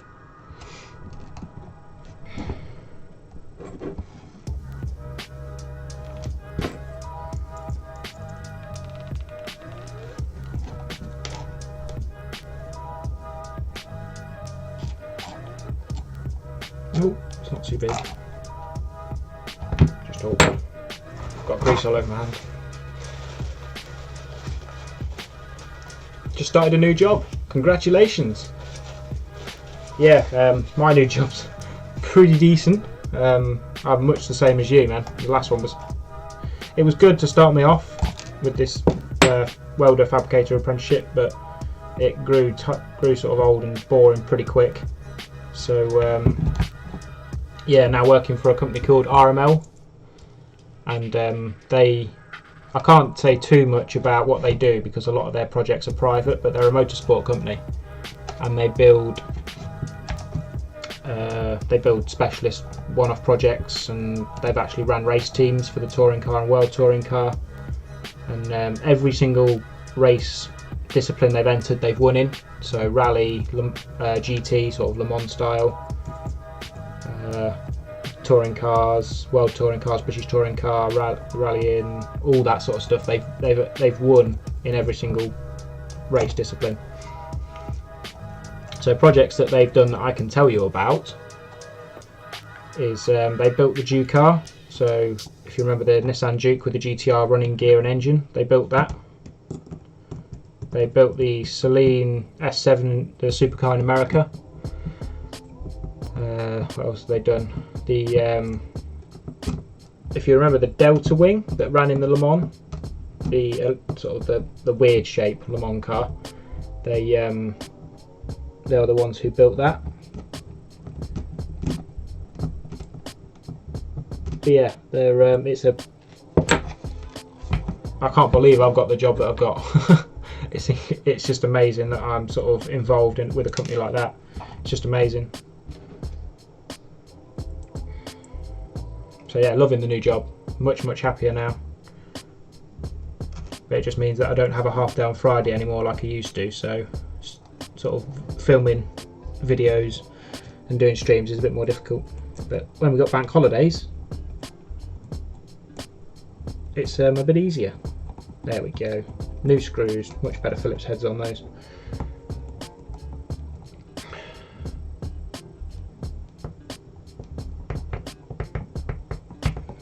But yeah, they RML have done quite a lot for motorsport on that side of the industry.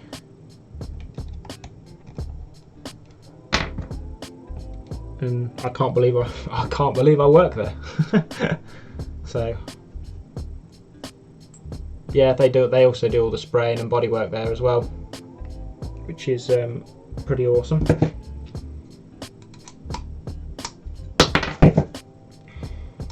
So I don't design. I'm a apprentice welder fabricator. So I'm working in the obviously the welding and fabricating department. So I'm a year into my apprenticeship.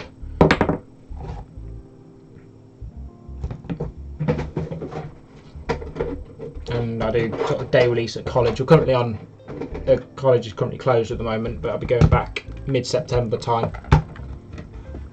But yeah, it's freaking awesome working there. I actually want to go to work for a change, which is nice, because of the jobs I've had previously, I just haven't wanted to go to work, just because they've been pretty crappy jobs. But yeah, it's nice to actually have a job where I want to go into work every day. And I've even worked a weekend, which is unheard of for me.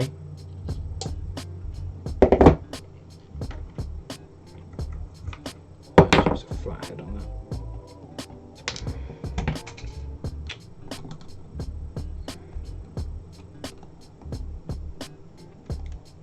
Be alright. Glad you're happy doing what you're doing, mate. Making the most of what you enjoy, definitely. When you're into cars as much as I am and you're working in a place like that, it's pretty good, pretty nice. So yeah, so I've got those new screws in there. Might have to replace one because one looks a bit stripped out, but yeah, much better screws in there.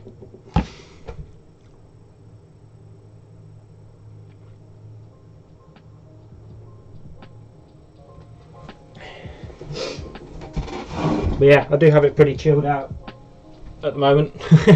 It's such a relaxed working environment. I have got it really lucky, because previous places have been high stress, you know, wanting work banged out as fast as it could. But yeah, just not nice places to work in the past. But now that I've got a nice place to work, it's, you know, it could be a lifetime job for me. So I'm super happy. But just got to go for these things, because I wasn't sure whether I was going to get it or not. Didn't know whether I was going to get it, and yeah, it's been the best decision I've ever made, to be honest. Right, so that's one axle done. Just need to get that servo horn mounted up. That's one side done with metal gears and a servo. So I'm going to try and bang out the other one pretty quickly. So,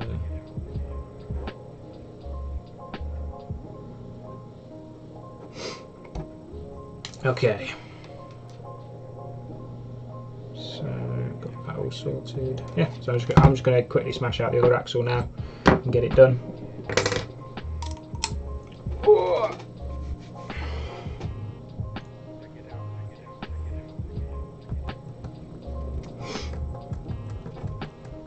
Well, I'm watching from Birmingham. I'm in sort of the Northamptonshire area.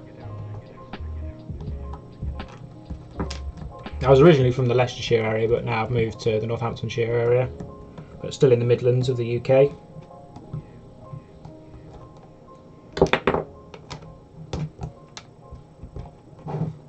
Right, let's get this swapped over now so I don't waste time later doing it.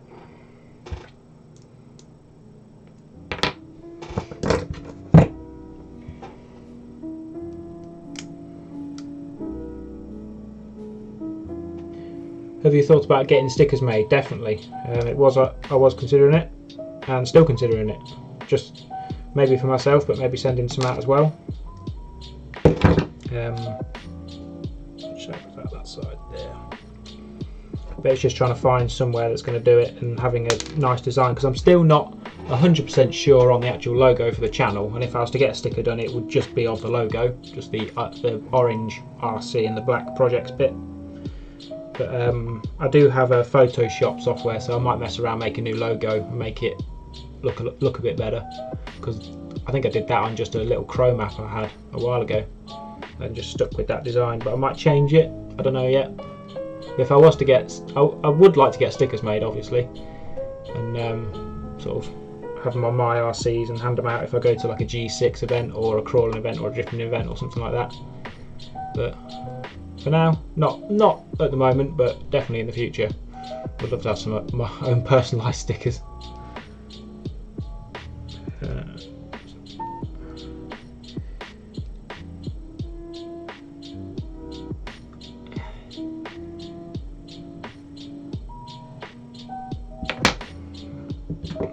Let's start off.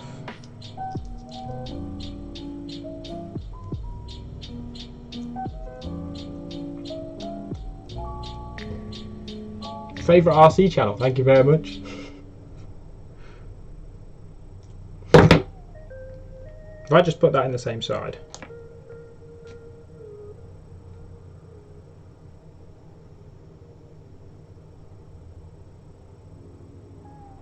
Oh, I've just put that in upside down. Oh well.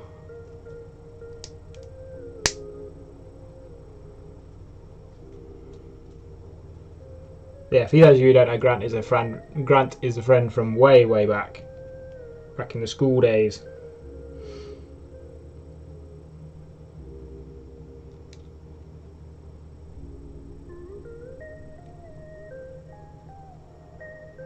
What are you working at now?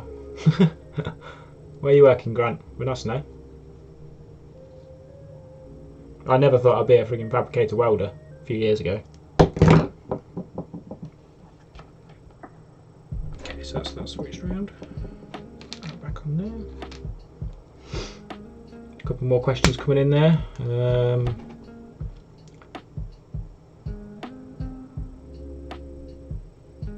What's your favourite RC? I don't know whether that's a general question or to me, but my favourite RC is my TL01, my very first one. Simply because it's my first one. My first sort of proper hobby grade style. But my favourite to drive would be the Lunchbox, hands down. Best RC to drive, that is. So much fun. But yeah, in chat, what's your guys' favourite RCs? Or RC out of your collection?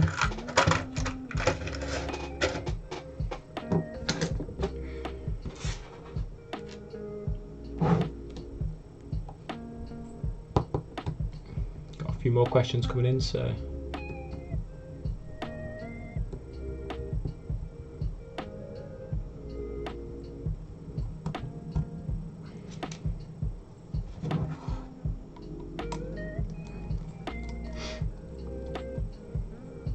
but yeah, my like Grant just said, TL01, it's just a beast. Very reliable and very versatile as well. So I've drifted with my TL01, I've turned it into a road car, and it's obviously a rally car as well. It's just one of the most versatile RCs I've ever seen, and I've had nothing break on it. I've had a couple of screws undo, and I think the gear cover broke on it, the pinion cover, but that was just because I tightened it up too much with the screwdriver. But yeah, I've had zero problems with mine. It just goes. It just keeps on going. Never stops. And then when it's rebuilt, it'll be even better.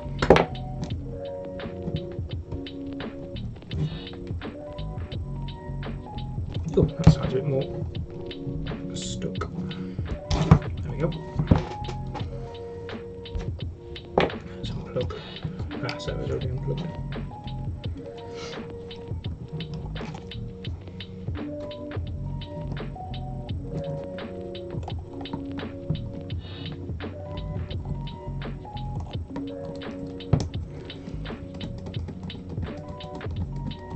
Callum Cripps with a D4 drifter, Sakura D4, cool as well.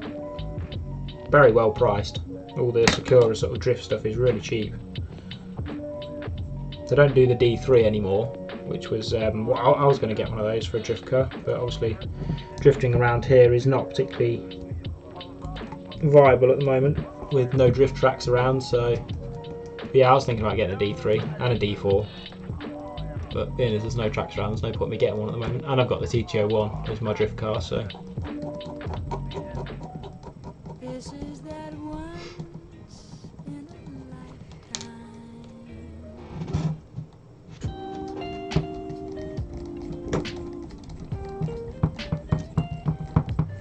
I'll get this servo mounted up now.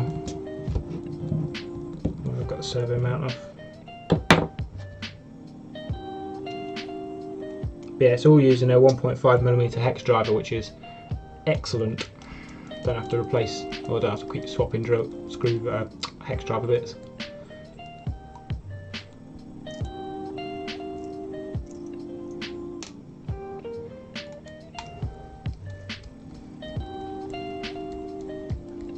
Ah, very cool, Grant. Cool, cool, cool.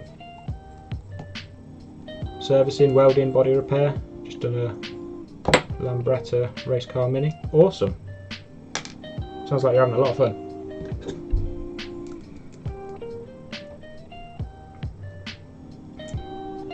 At least, well, sounds like you're enjoying it, which is the most important thing. Doesn't matter what job it is. If you're enjoying it, doesn't matter.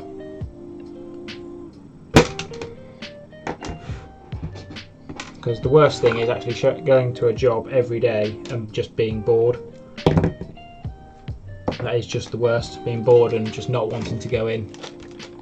Because doing that every day, you're going to be working for 60, 70 years of your life, the way we're going. And the worst thing you can do is have a job that you don't enjoy. So it doesn't matter what it is and what people think about it. If you enjoy it and it doesn't make you depressed every day, then just go for it. Because I've had that before and it's not nice.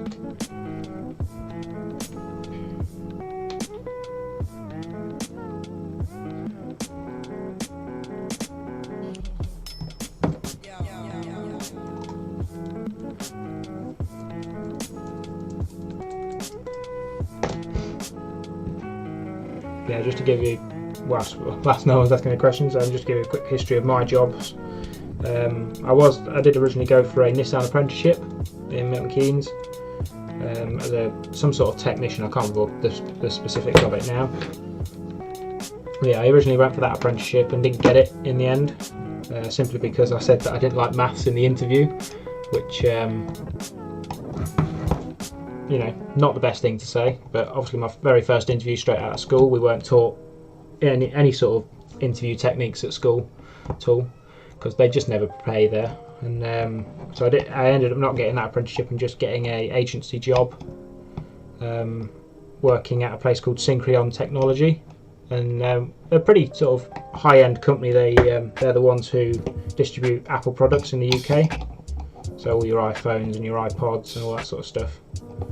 And it was good for a little bit, but then when the new iPhone came out, it was like 12-hour shifts for the foreseeable future, and yeah, didn't want to end up doing that, so I switched jobs to stayed with the agency, but went to a place called Seva Logistics, who did Primark clothes, and it was good for a little bit, but they ended up running out of work, so I went to a place called Vow, who do office supplies.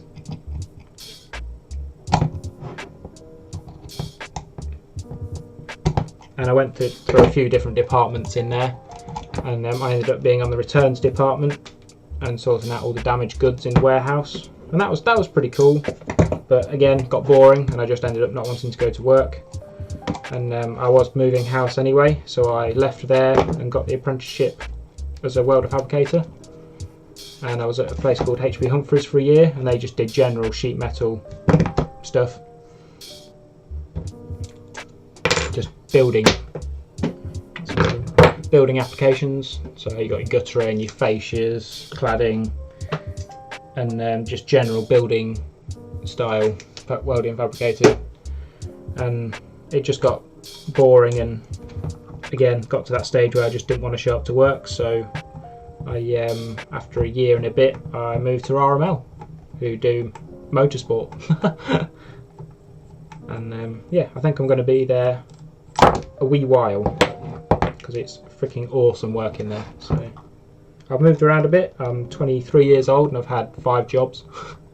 But it doesn't matter if you've had 1 job or 20 jobs, as long as you're enjoying yourself, it doesn't really matter.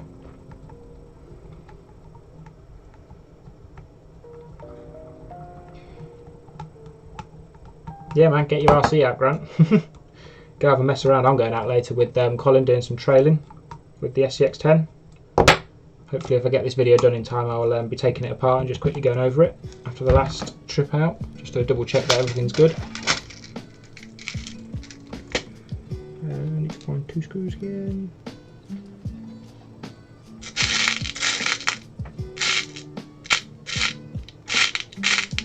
There's another one.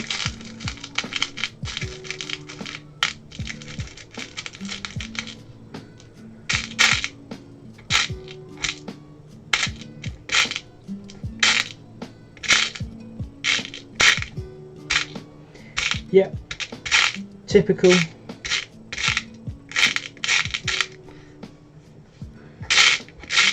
Oh no, there we go. It's alright, thought I didn't have any.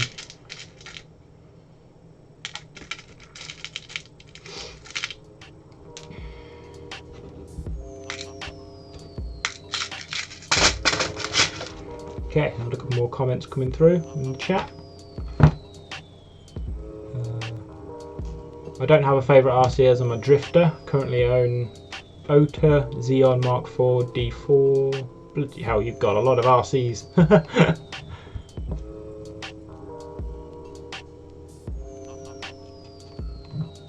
That is quite a lot.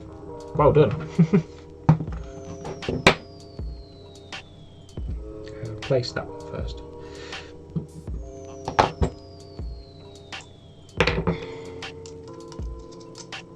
Oh, you're into your drones as well, Grant.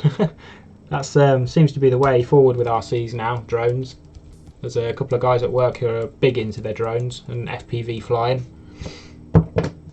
And I think sort of on the YouTube end, that's where RC's going at the moment. It used to be drifting, a lot of drifting, and then it moved to your crawling with your SCX10s and whatnot. And now it's definitely FPV and drone flying. So you can just say that, or you can just see that it's just changing all the time. Well, that gear's alright. Well, that's the way RC is going. It'll probably loop back to something else soon. It's never stayed in one place really, from the limited time that I've had recently with RC. But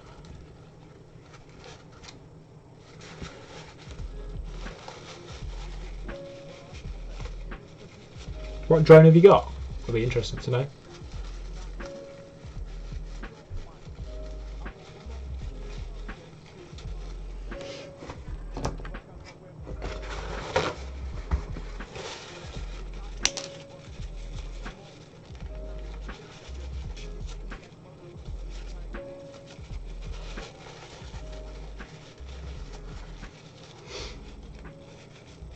One can never have enough RCs. Hobby is too addictive. Yep. Feel you there. As you can see from the 9 that I've got. And to be honest, they don't really get a lot of use. The MO5 hasn't even had a running video yet, and I've had it for more than a year, so.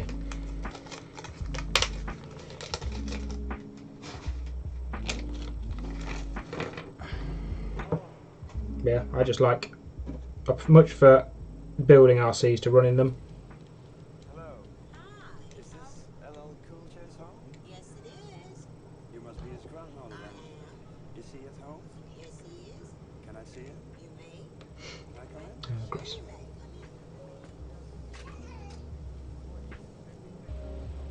may. Yeah, I'm not mad into sort of drone RC drones. Just the idea of having something flying and going around like that. Just height is being up high like that. There's no sort of no second chances. If it breaks, it's going to fall and it's going to destroy itself. So not really for me. But it's people are different, so don't expect everyone to not like drones and all that sort of stuff. But for me, not really for me.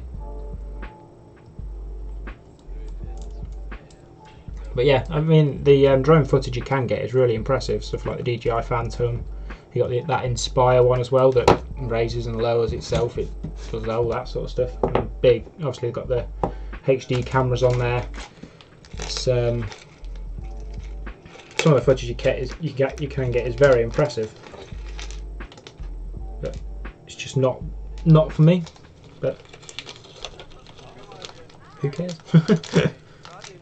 If you enjoy it, then it doesn't really matter. Okay, so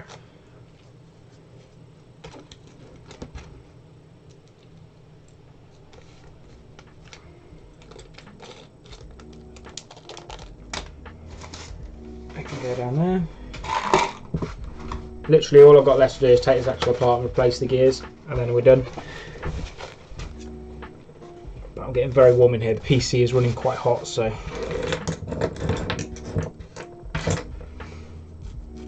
okay, let's get this axle apart. There's grease all over it.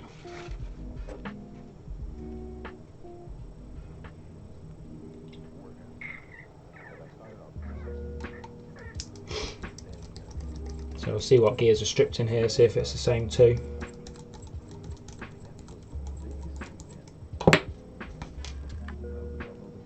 Yeah, super easy to work on, to be honest.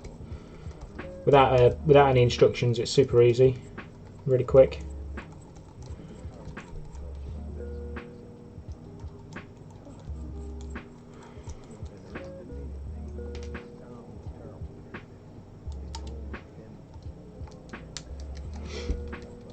You have a basic Cyma X8. Means nothing to me. I'm not really sort of clued up on my drones, but I'm sure that means something to someone. Oh yeah, more stripped gears in here. Woohoo, the joy. Yeah, it's the same two gears again. So we've got the motor here, it's these two inner gears which seem to strip out first. So we'll get rid of those.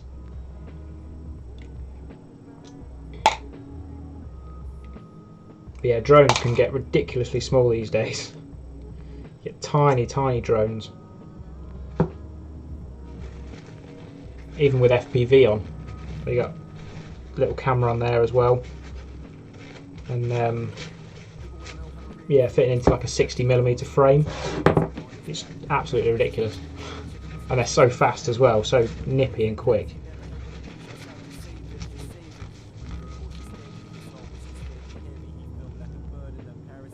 But I much prefer my wheeled RCs.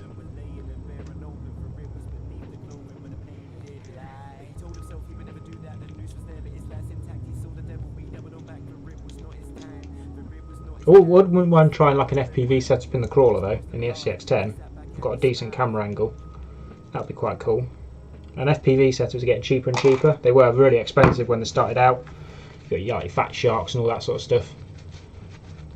But yeah, it's definitely come down in price now. There's a guy at work telling me you can get a basic FPV glasses, battery and all that sort of stuff for about 60 quid, which is nothing really. And that comes with the video transmitter and everything. So it's definitely something I would consider, definitely in sort of the SCX-10 or maybe even on this. I've seen a lot of people do FPV setups with this, just because you can crawl it around the house and sort of have a crawler's view of that. That'd be quite cool. But yeah, the FPV side is, I can understand, is really cool. It's just the drone side or that sort of side is not really for me. But yeah. 4K camera, bloody hell, better get some good shots with that.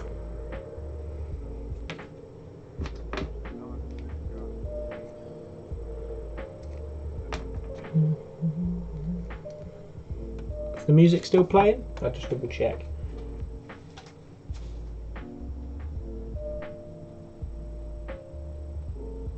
Yeah, music's still going. Yeah, got loads of stripped teeth in this.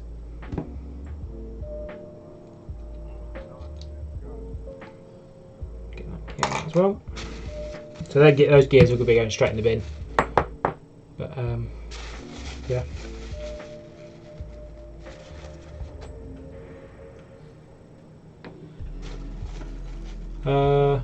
Another question from Grant there. Do you have any mods on your personal car? If so, what are they? No, not really. It's my first car was a 106. That car was pretty freaking awesome. It was an older 106. No sort of ABS or traction control or anything like that. My traction control, I mean electronic stability control. So if I was to swerve or have anything happen to it, it wouldn't try and save me. So it was just raw driving, no power steering, and that was an awesome little car. But I had to get rid of that. That had no mods done to it at all. That was just stock as it was, and I had to get rid of it because it failed the MOT on emissions. And I've now got a Vauxhall Corsa 1.2, and it's fairly clean. It's got about 75,000 miles on it. No engine mods or anything like that. It's got some powder coated wheels on it. They're Vauxhall wheels, but they've been powder coated anthracite grey on some decent tyres, Toyo T1Rs. But yeah, other than that, it's basically stock. It's got a carbon wrap on the roof and some darker side repeaters, but other than that, no mods to it. It's too cheap to do mods to, really. Yeah, it's been a while since we've talked, Grant, so but yeah, I've seen you've got your Hondas, but yeah, it's just I'm spending money on RC at the moment rather than cars. But once I've got all the projects that I want and done all the upgrades that I want, it'll be spending on cars. Hopefully a Mark 1 and Mark 2 Fiesta is on the cards in the not too distant future when I've got space. Then I'll be caging it and sort of modifying that, or resto modding that.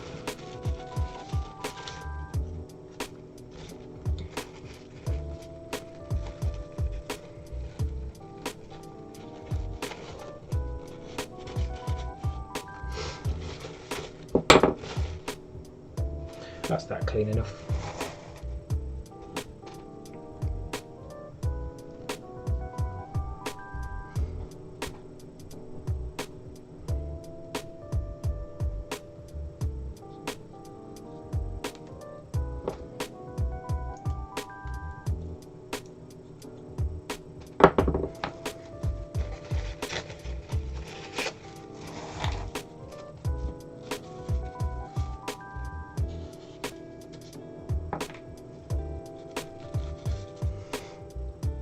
But full respray on XR2 Mark II, very nice. What colour? Most XR2s are sort of either black or white or grey. Haven't really seen someone try a different colour with those before. But yeah, I'm big into my Fords.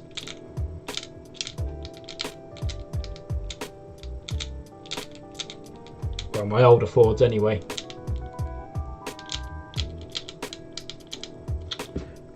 Bloody gear. Fall that way. Come on. There we go.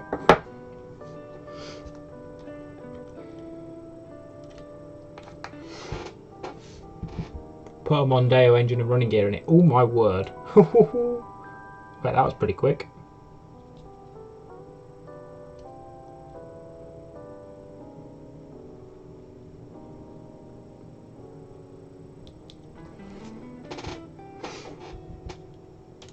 There is a guy, my sort of boss at work.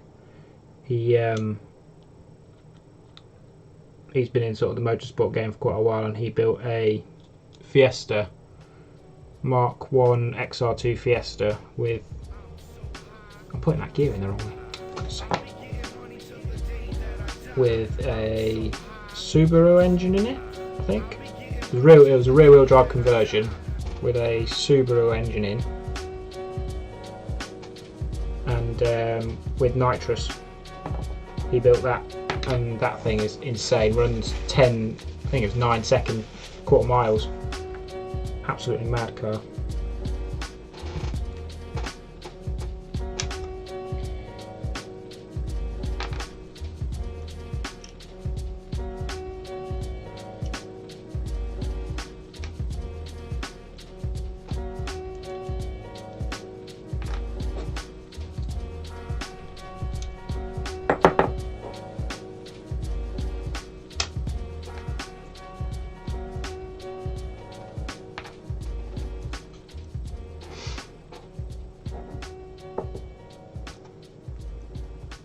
Yeah, that Fiesta was lethal. Pops wheelies and everything. I've never seen something go down the strip so fast.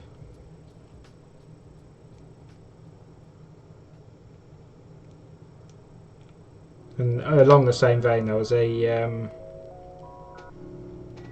Mark III Escort, complete sleeper style, and that had a Cosworth engine in with Subaru four-wheel drive running gear. And that thing was insane. Put that in the wrong way. No. Yeah, those two always sort of run the Ford show together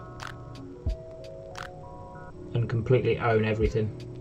Both sub 10-second cars. Absolutely mad. But I did go to the Mini in the Park show recently at Santapod, and there was a company there called 1320 Mini, I think, 1320 Motorsport, something like that. And again, people from my new work know them, and they were running a new Mini there that had, I think it was 500 horsepower, massive turbo on it, and that thing was running sort of low tens. And bloody hell, I've never seen a Mini go that fast before. It was insane.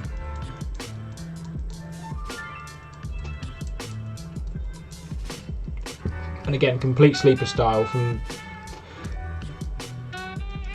a distance, you would not be able to tell that that thing is a 10-second car.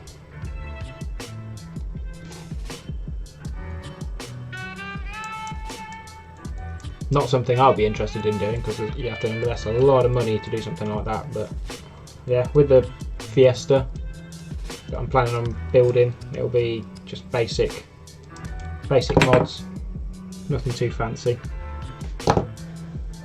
Okay, give you a quick update. All metal gears are in here now, all greased up and ready to go. So just going to stick the servo mount back on, and then we'll be pretty much done. Take the screws out.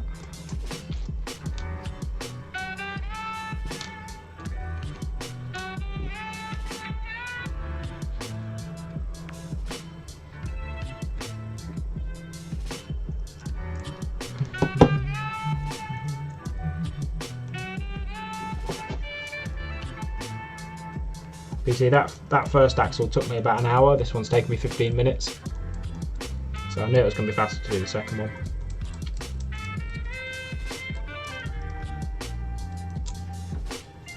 Then I'll get those servo horns drilled out at some point today, and when we get the batteries in, we'll be able to test it out and see if these upgrades have actually worked. Because other than that, everything else is pretty solid. There's nothing really else to go wrong with it.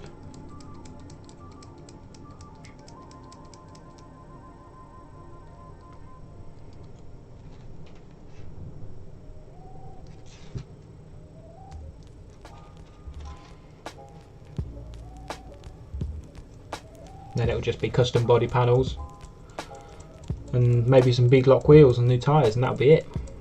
Be a pretty decent crawler then. I would like to relocate the shocks somewhere a bit better, but but ugh.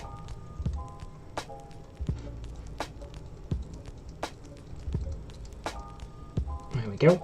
That's the servo on. Double check.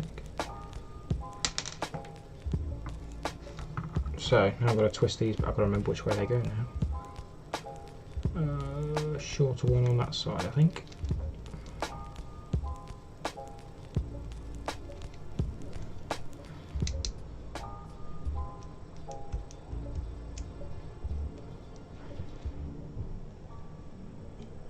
There we go. That's one side. Let's hope this other side goes in.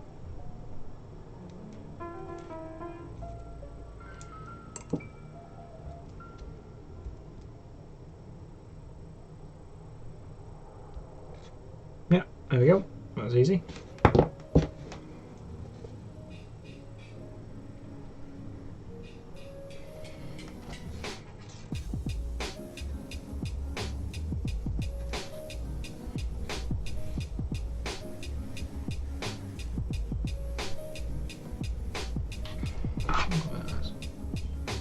Forward. Try.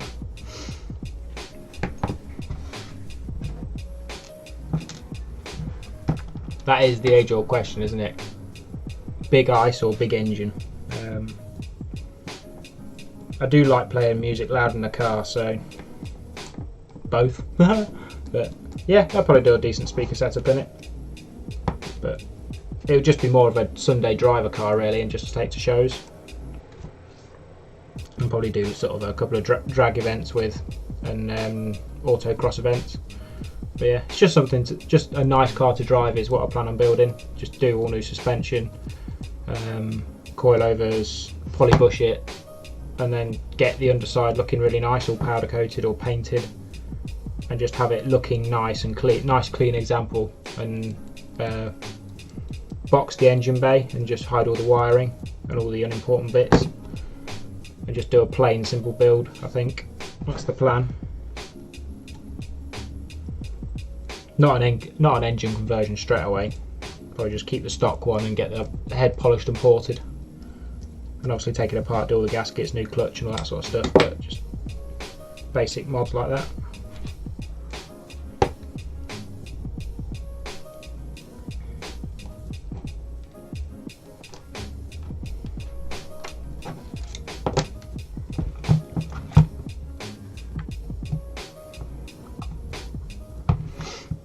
Nearly there, nearly done. Just like that. So I've been streaming for 2.5 hours now. Which isn't too bad. Just cleaning off some of the spare grease that's on all these.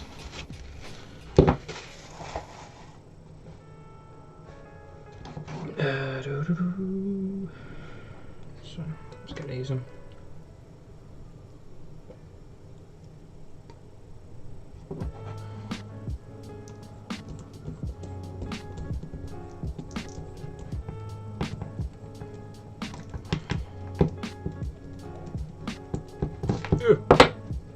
Get off.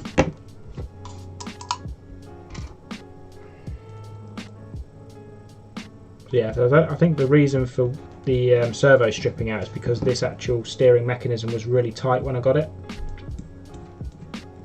For a little plastic geared servo like that, if you've got a really tight sort of steering setup and steering links, it just adds to the pressure of the actual system. See, that's really, really tight there.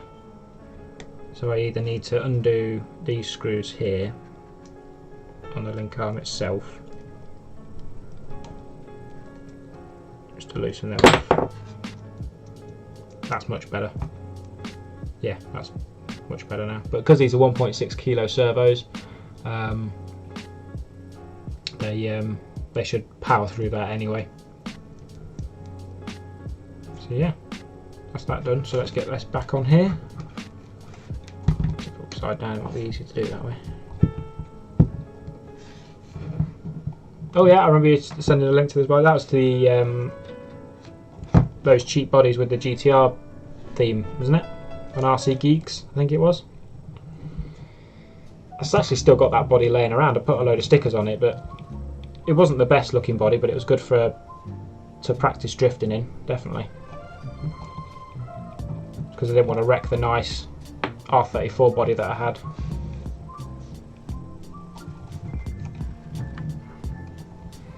But yeah, no problem. I always like helping other people out. Ow, if I don't know where to get things. But I have had a couple of comments on the channel recently of people asking for me to give them some of my RCs, you know, just because, and they've been fun to reply back to. But they eventually give up in the end when they see that I'm joking. Because one guy was like, "Can I have one of your RCs?" And I was a bit taken aback that he was so sort of brazen in saying it. Just saying, just give me one of your RCs, you know. I don't know you, or you're a complete stranger to me, but I just should have one of your RCs. I was like, oh, okay. So I played along and said, yeah, sure, which one do you want? Just let me know which one you want and I'll send it right out to you. And he said, oh, I like the Rally project and the Drift project, so the TTO1 and the TLO1. I was like, okay, cool. I'll just give me your address and I'll send them out to you. And he'd never responded back. So yeah, I just never understand why people insist, well, just act like that in the comment section. So I had never ever seen this guy comment or, you know, say anything before. He just turned up one day and said, can I have one of your RCs? And then I literally had one in the chat today. Whether he was joking or not, I don't know, but a bit cheeky really. And whether I don't know what's going on in your head to think that that would actually happen. Yeah, I'm not just going to give one of my RCs away to a random bloody stranger online just because you asked.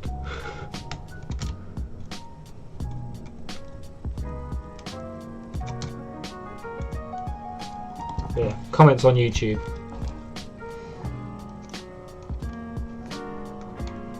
Have I got any on sale at the moment? No, I don't plan on selling any of my RCs really.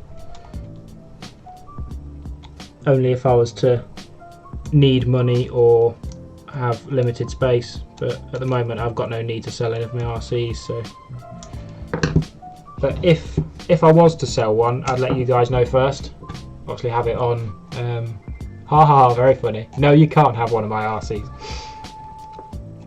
Everyone's going to ask that now, aren't they? But yeah, if I was to sell one of my RCs, I'd let you guys know first and see if you want them. Probably stick it on eBay, but let you guys have first dibs.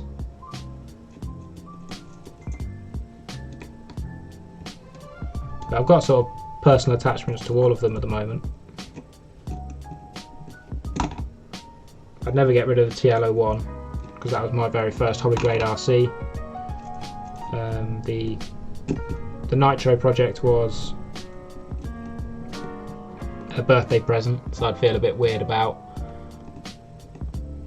you know, I'd feel a bit weird about selling that when it was bought for me. Drift project, definitely not. Put too much time and effort into that, and I'd never see the return on that anyway. Because I think I've invested about 700 quid into that RC, and I'd never ever get that back. Oh, these are annoying. Check it. Oh.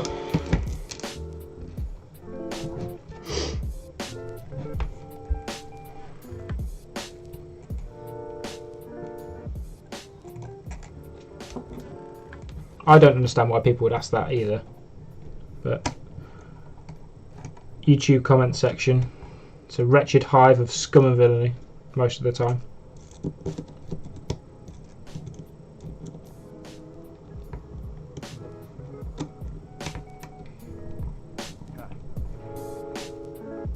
But luckily the comment section on RC projects is really, really good most of the time.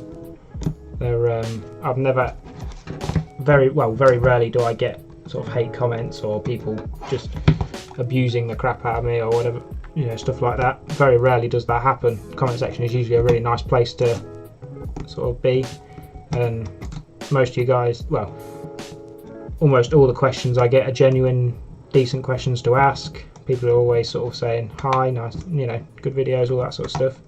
Very rarely do I get hate comments or just people slagging off anyone. So, but on other comment sections, it gets a bit more violent and a bit more horrible. So, I'm very thankful for that. Thank you very much.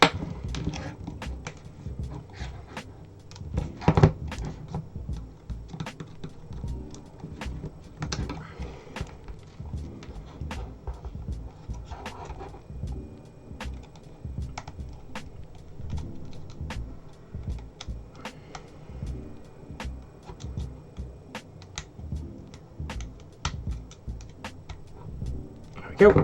Whew, that was a bit of an effort.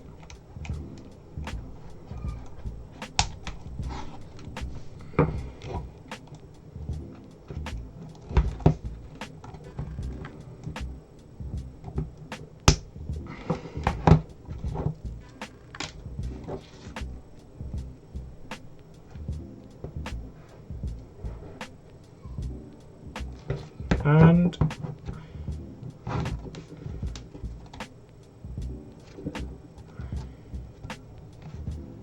there we go, that's that done. So both axles are attached now, so I'll stick the wheels back on because these hex adapters keep coming off, and then I'll sort of tidy up these wires, and then he thinks that'll be it. But yeah, I hope you enjoyed the stream.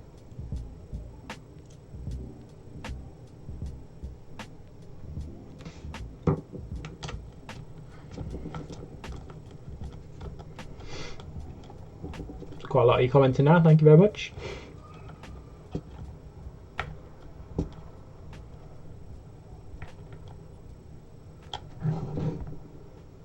Thank you very much for your comment there. Cyrex, I don't know how to pronounce your name there, but yeah. Thank you very much. That's nice of you to say. I mean, I got back into RC because of DJ Medic and his videos. Back in 6th form at Robert Smythe Academy. Big it up, Grant. But yeah, I was slacking off in my free periods and just watching random videos online, and I watched a couple of his videos on Project Overkill, and that's what got me back into RC. I had no idea you could do that to an RC. I'd only been exposed to my little TL01 for a little bit, just stock as it was, and I had no idea you could upgrade them and do as much as you could to them. So that's how I got back into it, and I also wanted to do a YouTube channel alongside that and share my sort of noob journey into RC. So that's how I got started. But yeah, thank you very much for saying that. It's nice to hear. Always nice to hear comments like that. And yeah, cool. Yeah, the plan of the channel was to just share my RC hobby with other people, and the fact that it's inspired more people is just really humbling, so I really appreciate that. Thank you very much.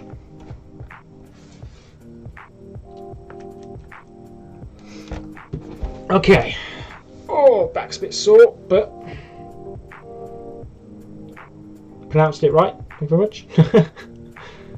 It's always difficult when you see names like that. Oh, you're going, Grant. Yeah, man, speak soon. Contact on Facebook, still friends, so I'll have some speaks over Facebook. But thanks for coming along. Been really nice talking to you. Yeah, hit me up on Facebook. Have a chat. Perceives all things conjoined, the past, the future. So I can get the motor wires plumbed back in. They're really easy. And all is connected. This eye is not merely seeing reality. It is touching the truth.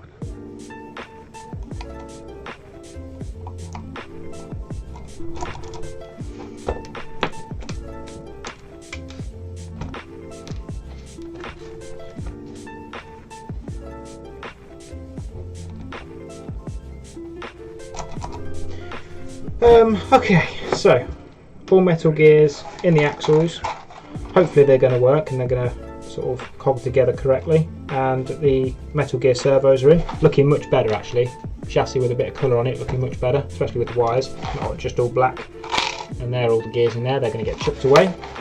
So all I've got to do is drill out a hole in the servo horn just to fit this ball end attachment in, and then that'll be ready to go.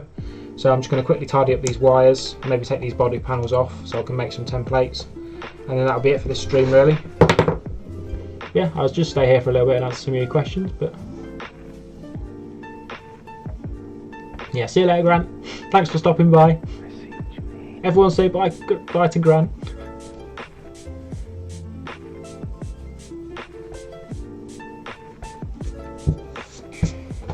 Yeah, so as you can see, these servo wires really long.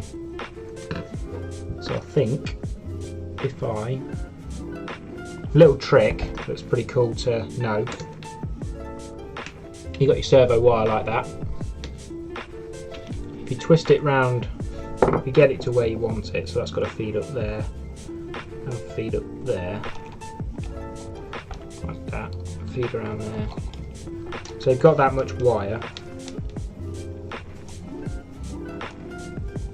So that much wire is left over after being fed through there. So if you get a screwdriver and wrap it round the screwdriver like that and just keep going. Make sure it's actually flat against there because you've got 3 wires, so make sure all the wires are flat against there and all nice and even. Wrap it round and keep tightening it up like that. And just compress it down and just keep it there for a little bit. So you created like a spiral effectively, and just leave it there for a little bit. Just answer a couple of questions. How are the shocks on this little guy? Terrible. They're not actual shock absorbers, they're just springs on a little, I'll show you in a minute. But yeah, not good. I'm looking for a new solution for them, but for now they'll be good. They'll be good enough. I think if I get some more weight in this actual cage part, it'll be a lot better. You do that, it springs them up like that and creates them into a little coil. It does unravel a little bit, depends how tight you can get the wires. But yeah, if you ravel it up like that, it looks a bit better, and then you can just tuck this in wherever you want. So that's unwinding a bit, it needs to go a bit more. But yeah, I did this on the mini project, and did it when I built the kit, did this method, wrapped it up, and it's kept spiraled up like that ever since. You just got to get that spiral really tight, really crank it down and just keep it really tight, and it should keep to the memory. So what colour am I going with? I'm planning on just having some flat steel or aluminium panels on it and get a bit more weight at the top here, maybe go for some thicker steel panels and maybe some stainless steel, something like that. Just go for a metal colour, just have it look more like a crawling truck, less sort of futuristic. That's a bit better. You see, you get a nice little coil like that, and it generally stays a coil like that as well. So I'm not sure which way these servos go around in the ESC, but I'm just going to guess it for now. Plug it in that way.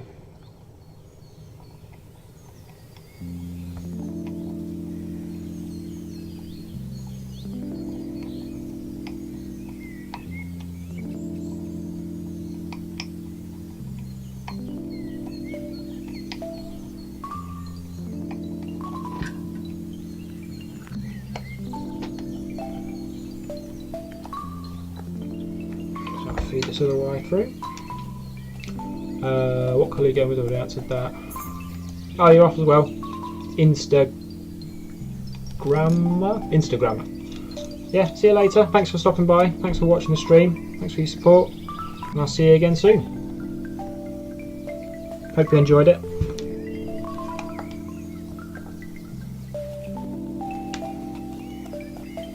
Will you be doing another stream soon? Possibly. Depends if I get time. But I haven't really got anything else to stream at the moment. Because this was just a little project. I wasn't going to make a video series out of this really. Just running videos. Simply because it's on such a small scale, it'd be a real pain to film. So I thought, now I'll just do a quick stream, and being as the bank holiday was here, I thought I'd just do it on the bank holiday. Yeah, no streams planned yet.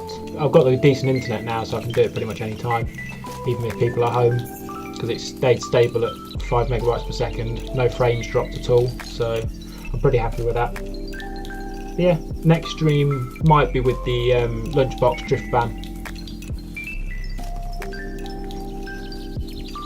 So, yeah, there you go, little coil there, just tuck that back in for now. And then I might try and wrap them around these cage bits here.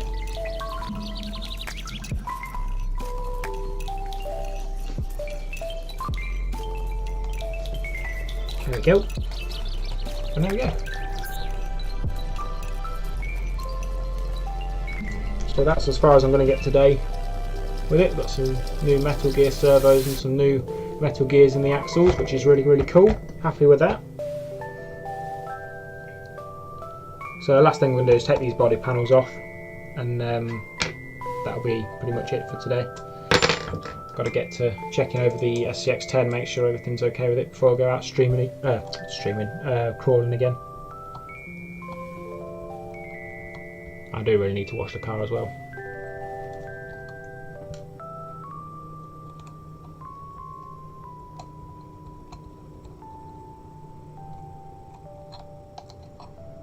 There you go, so that's the top one off. These are just held in with a couple of Phillips screws, so they're easy to get off. But yeah, I'll definitely be doing more of these streams. Now that I've got fibre internet and all that sort of stuff, they're so easy to do. I can just set it away and just go and quickly switch between scenes on XSplit, so it's really, really easy. And hopefully you've been enjoying it. And they do go on YouTube, go up on YouTube afterwards anyway. So let's try and get these side panels off as well. A bit more tricky.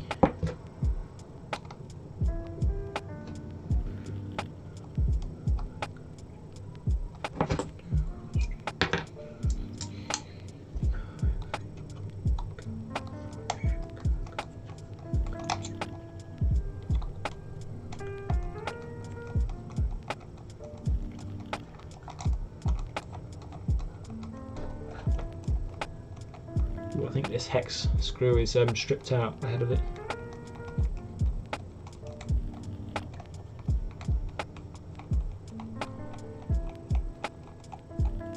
There we go. Oh, that's not too bad. Die Winkeln ändern sich im Leben im Dreieck die ganze Zeit. Dafür gibt es eine Ecke für die Begeisterung, eine Ecke für die Disziplin und eine Ecke für Pragmatismus. Pragmatismus bedeutet, man muss sich beugen können. Wenn man sich nicht beugt, dann kann man nicht anerkennen und auch nicht verstehen. Yeah, not going to be too much longer now, just going to get these panels off just so I can make some templates and get some custom ones made up. Oh, wrong button. Got a flat head in here somewhere. There it is.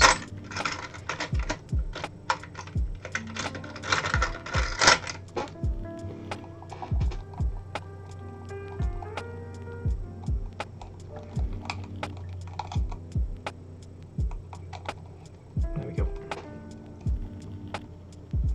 Oh, my arm's in the way. Yeah, for a minute. Just because my drawer set's over this way, so I've got more bits and pieces in there. So yeah, look, that's one of the body panels. Doesn't look particularly great. It is laser etched on there, but yeah, they're not particularly nice to look at. So I just get some simple plain ones. They're a bit bigger just to add a bit more colour at the top here, and if they've got a bit more weight to them, it'll hopefully help with the suspension moving around.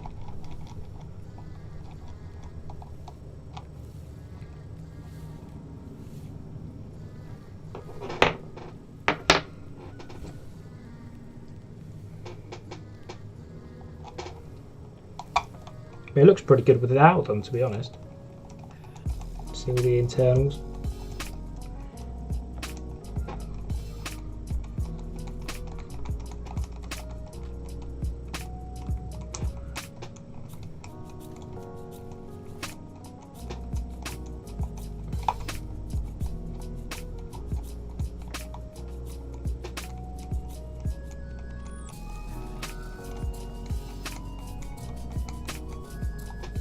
Well, I haven't found any stripped screws yet, which is nice. Well, stripped plastic thread.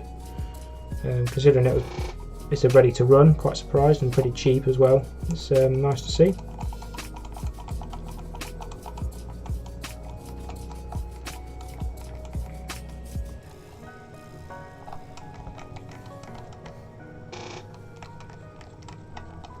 Usually you find at least one, and especially if it's a kit that someone else has made, because this could have been a kit, I don't know whether it came ready to run with the previous owner or he built it as a kit. But yeah, it's nice to see that there's no stripped screws in here. I'm going to have to hold that down.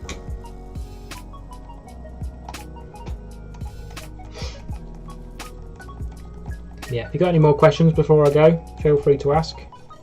I do not mind.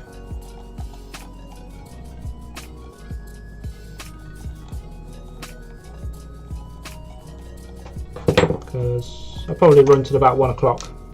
Seems like a good cut-off point.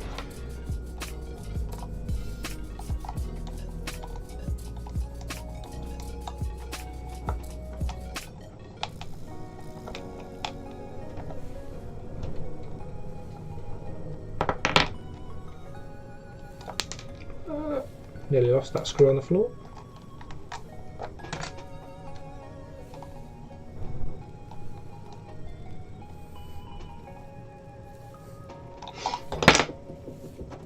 What's my favourite car? Oh yeah, sorry, you asked that earlier. Just forgot to answer it. It's kind of a mix, really. My influences come from Fast and Furious, because that was when I really started to be interested in cars. So my favourite car of all time is the Skyline R34 or R32. Simply because of the Fast and Furious films.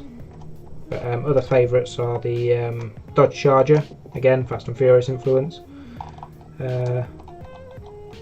and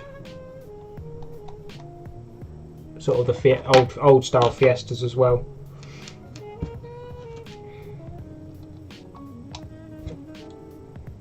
But I'm a fan of most cars, to be honest, old or new, whatever. I don't like really old stuff, sort of 1950s or earlier, sort of the old style, sort of Model T Ford style. I don't really like that.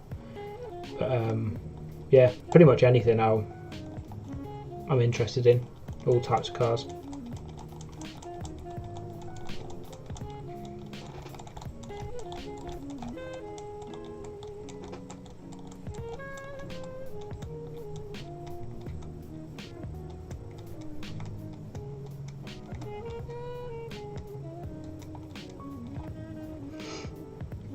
It looks better without the panels, actually. Just like a cage. Just get the rest of these off. Yeah, I love the R34. That's why I've got the drift car and built it up like that. My little tribute to Paul Walker, but yeah, R32, R34, definitely favourites. I'd never be able to buy one, far too expensive, but yeah. They're my favourite cars.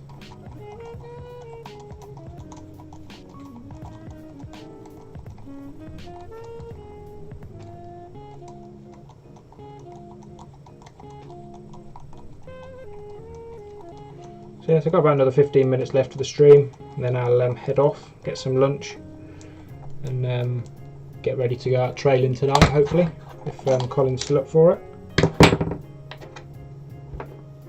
Don't know whether you're still here, Colin, whether you're still watching. Probably not, I haven't seen you comment in a while, but yeah, he's a colleague from my previous work before RML.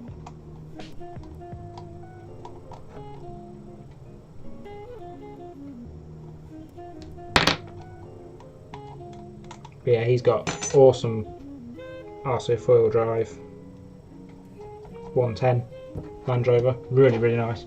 Got some proper weight to it. It's got loads of stuff on it. It's got like a roof rack and big metal bumpers and side bars, skid plates, all that sort of stuff.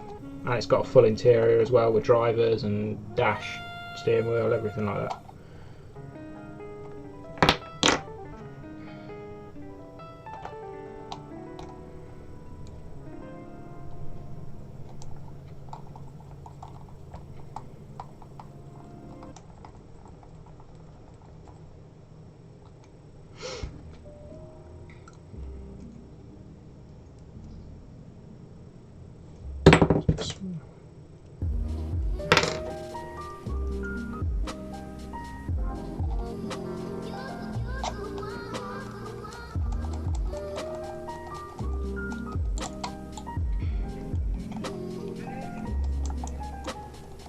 Might actually wash the car before I go out tonight trailing. Need to get it done. With the nice weather we've got at the moment, ideal opportunity.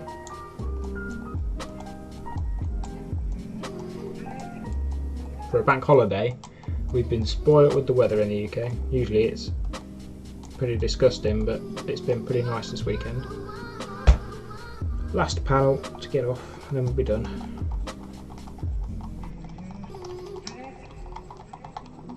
But yeah, favourite car, WRX STI 2004. Definitely, very nice. I'm big into my Japanese cars.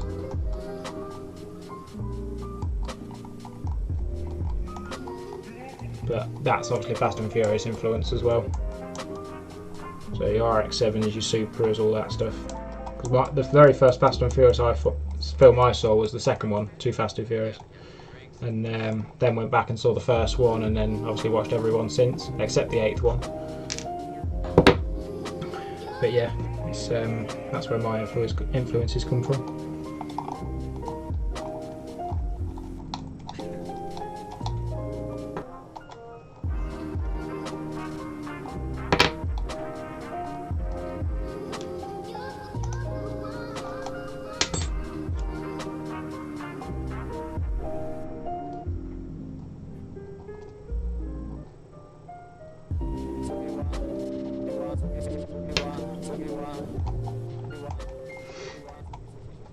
So, got some, well, Jurassic Raptor, Northern Ireland, the UK.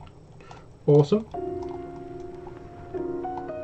It's nice to see viewers from sort of different places, different countries. It's always nice to see. It'll be all right. Because I think the demographic on the channel is US, UK are the top two, but I don't know beyond that. I don't really look, to be honest. If I was earning money from the channel, then I'd probably be a bit more interested, but it doesn't really matter to me. As long as people are watching the videos, I don't really mind. Well, as long as people are enjoying the videos, I don't really mind.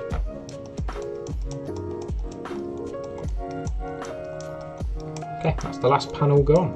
It's going to be difficult to tell which is the front and the back, but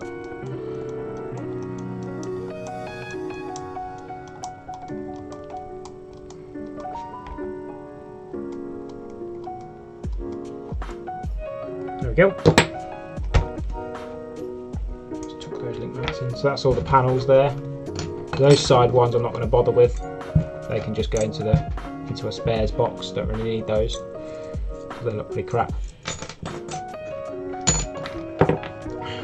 So yeah, the plan is to have like a full bonnet go over there and have a roof panel that maybe comes out a bit further,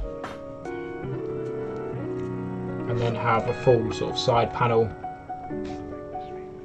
across there that goes all the way down there, maybe comes off a bit there and it's got an arch on it, and then comes in back up here and just goes straight down, across, up straight, just so it looks more like a truck.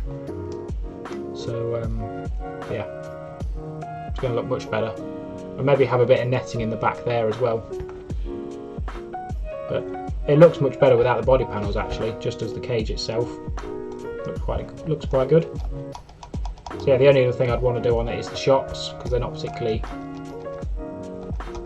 not really that very good. Well, not very good, but they'll be fine for now. I'll just screw these screws back in. Got another question there. Did you watch the fight? I'm assuming you mean the Conor McGregor Mayweather fight. I didn't watch the fight. I watched the I watched the end bit after the fight had been over. I didn't pay for the pay-per-view because I knew the full fight would be available on YouTube at some point. People kept uploading it and then it kept being taken down, then being uploaded again. But yeah, I watched it. I was impressed that he went 10 rounds. That McGregor went 10 rounds with Mayweather. I think that surprised everyone. But I think Mayweather was always going to win in the end, simply because he's been boxing forever and he's got the 49-0 streak, like the Undertaker. He's got a big streak going and unbeaten. But yeah, I was quite surprised that Conor McGregor went so long on the fight and took a few heavy punches, but Mayweather's just too good. But I did want McGregor to win. Obviously, you always want the underdog to win. Yeah, I was quite impressed. So I'm going to quickly tidy up, but I'll stick here answering a couple more questions if you want. Just going to get a quick drink, and then 1 o'clock that'll be the end of the stream. So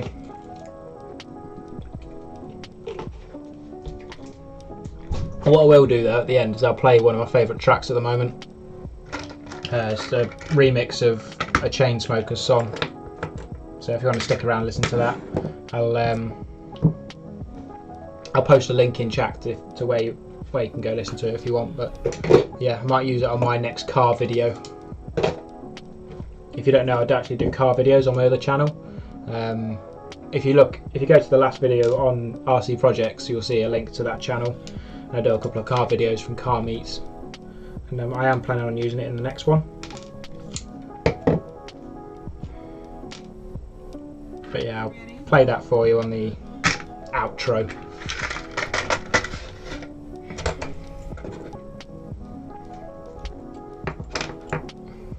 But yeah, if you want to ask any more questions before I go, feel free. I do not mind, because I am finished for today. So I've got all the body panels are off, and it does look a little bit better actually. But I will be getting some full just plain stainless steel or aluminium panels and just covering up most of these areas, making it look a bit more simple and realistic, like a proper crawling truck. But I do like how the servos look, got a bit of colour to there, and especially the wires as well. There's a bit more colour to the chassis now, so it looks much better than just all black. So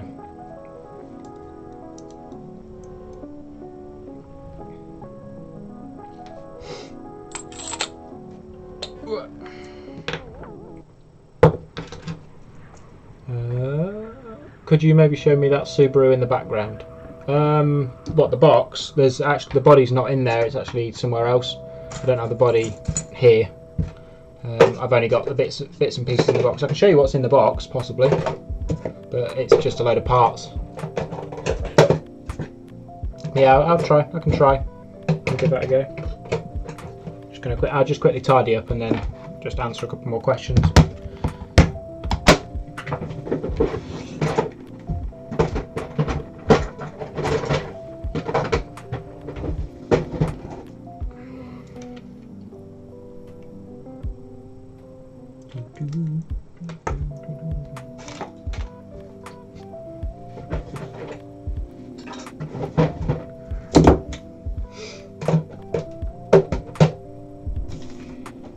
Yep, so I didn't really need the instructions, to be honest. Pretty simple, pretty basic. But yeah, all I've got to do is just drill out those servo mount holes and get these ball joints mounted in, and then she's ready to go. So I'm chucking those gears away now. I'm not going to need those. The actual gears themselves from Hobby King were really cheap. About, I think it was £7 for a set of metal gears. So definitely cheap enough. The servos were super cheap, they were about £4 each. So all in all, this upgrade, as well as the batteries, has cost me about £30. So I'm currently £50 deep with this crawler, and if everything is working afterwards, it will be a decent crawler. So yeah, I am super happy. So yeah, I'm just going to hang around a bit longer. If you've got any more questions to ask, feel free. But if not, I'll head off and get some other stuff done. Make the most of my bank holiday. I can show you a couple of photos of the rally project from my pictures folder if you want. If you want to see those, I can try and do it. Might be a bit janky, but I can give it a go.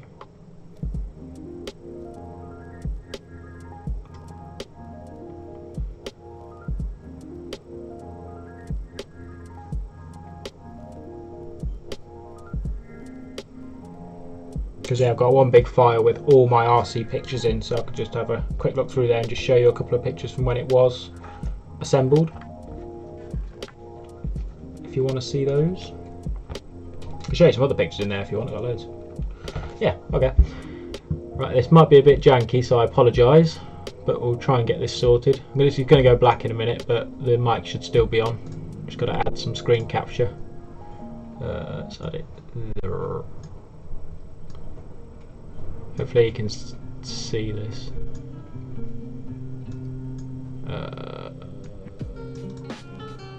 Go away.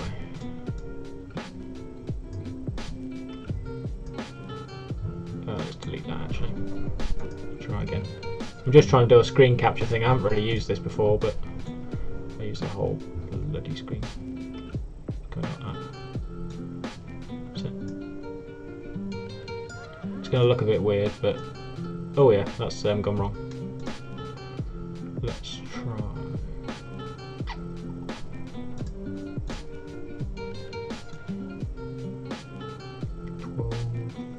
Let's just try 720.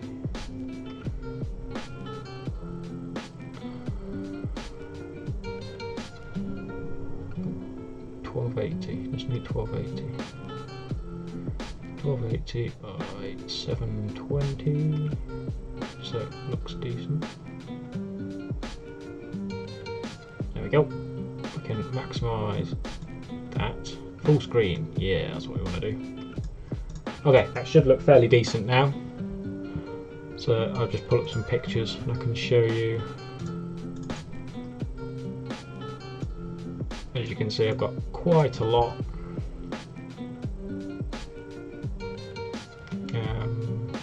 Let's just do that. Make it smaller.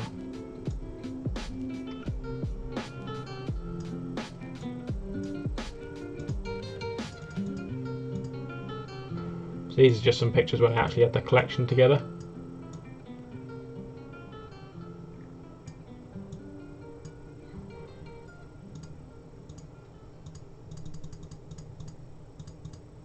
So that was taken ages ago, absolutely ages ago. And that was just when I had those 4.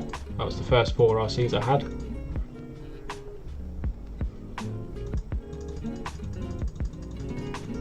That was when I was doing the very first sort of build video. Oh dear, let's not look at that. Let's see if we can find some specific rally project photos. Here we go. There we go, here's some decent photos.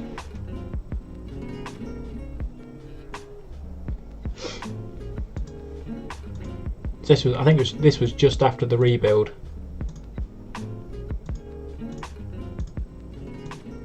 Just trying to get some nice shots of it.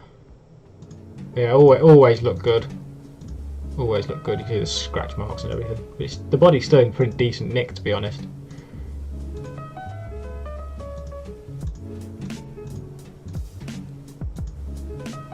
Yeah, that was when I very first sort of did the upgrade series with it. I think I've still got a photo of it actually in the box with all the bits now, how it looks now, somewhere.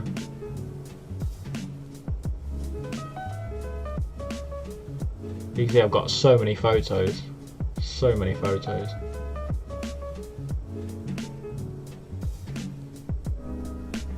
There's another one. This was when I was on holiday with the family, and that was my sister's lunchbox that I built for her. And that was my, obviously, rally car, and we were just having a mess around. There is a video of that. If you go back in the channel, way back, it'll be there.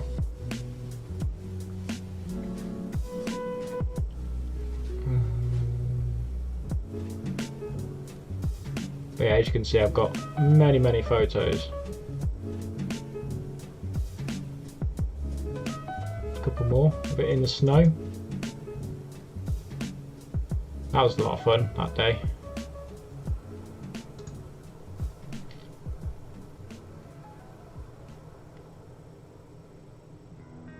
A couple more. These are all from the running videos, these are all just for the thumbnails. But yeah, I think after that I took it apart. Pretty sure. Yeah, that's it. Just delete that scene. Yeah, there's a couple of photos of the rally project for you. So yeah, hopefully you've so that's about it. It is just gone 1.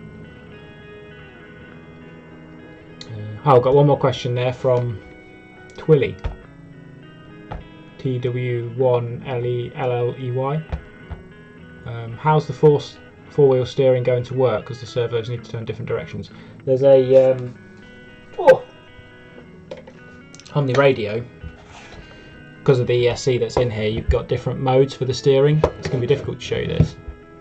Let's try like that. So you've got a mode button just at the top here.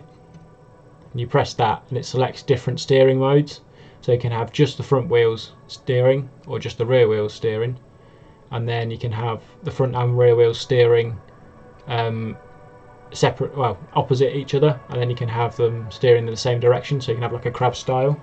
So in real terms, you can have the front wheels, if the back wheels are straight, you can have front wheels steering, or the rear wheels just steering, or you can have them opposites like each other, or you can have them go in the same direction, and that's all selectable on the radio by that little mode button at the top. So there you go, that's how the steering works. So yeah, what motor do you have in the rally project? At the moment it's got a Tamiya dirt tuned motor in it, I think, but it's probably all rusty and all locked up now, so I probably need to get a new one. But yeah, it's just a brushed, I think it's a 27 turn brushed motor, just an upgrade Tamiya motor. Thanks for answering the questions. Stream's been great in general, thank you very much. We'll probably be on the next stream. Yeah, I'll see you in the next stream, Jurassic Raptor. Thanks for stopping by, thanks for watching, and I'll see you on the next stream. Well, yeah, that is me done for today, for this stream. Thank you very much for stopping by. If you watched, if you sort of stopped by and left some comments, left some answers, left some comments or questions, really appreciate it. It's been a good stream, got loads done, got everything done that I needed to do today, so I'm going out training later, so hopefully I'll get some more video, and there'll be a video up soon on the channel of me trailing with Colin. But other than that, thank you very much for watching. So on the outro I'm going to quickly play my track of the moment. This might be a regular thing, possibly. I'm going to play my favourite track of the moment. But most of the music that I play is free anyway. This one is a free download, you just need Spotify and Facebook. So I'm going to quickly close down the radio station I've got playing, so it should go silent, and then I'll play the song on the outro. So yeah, thank you very much for watching the stream. It will be available on YouTube a bit later on today, I hope. And yeah, thanks for stopping by, and see you next time on RC Projects. Bye.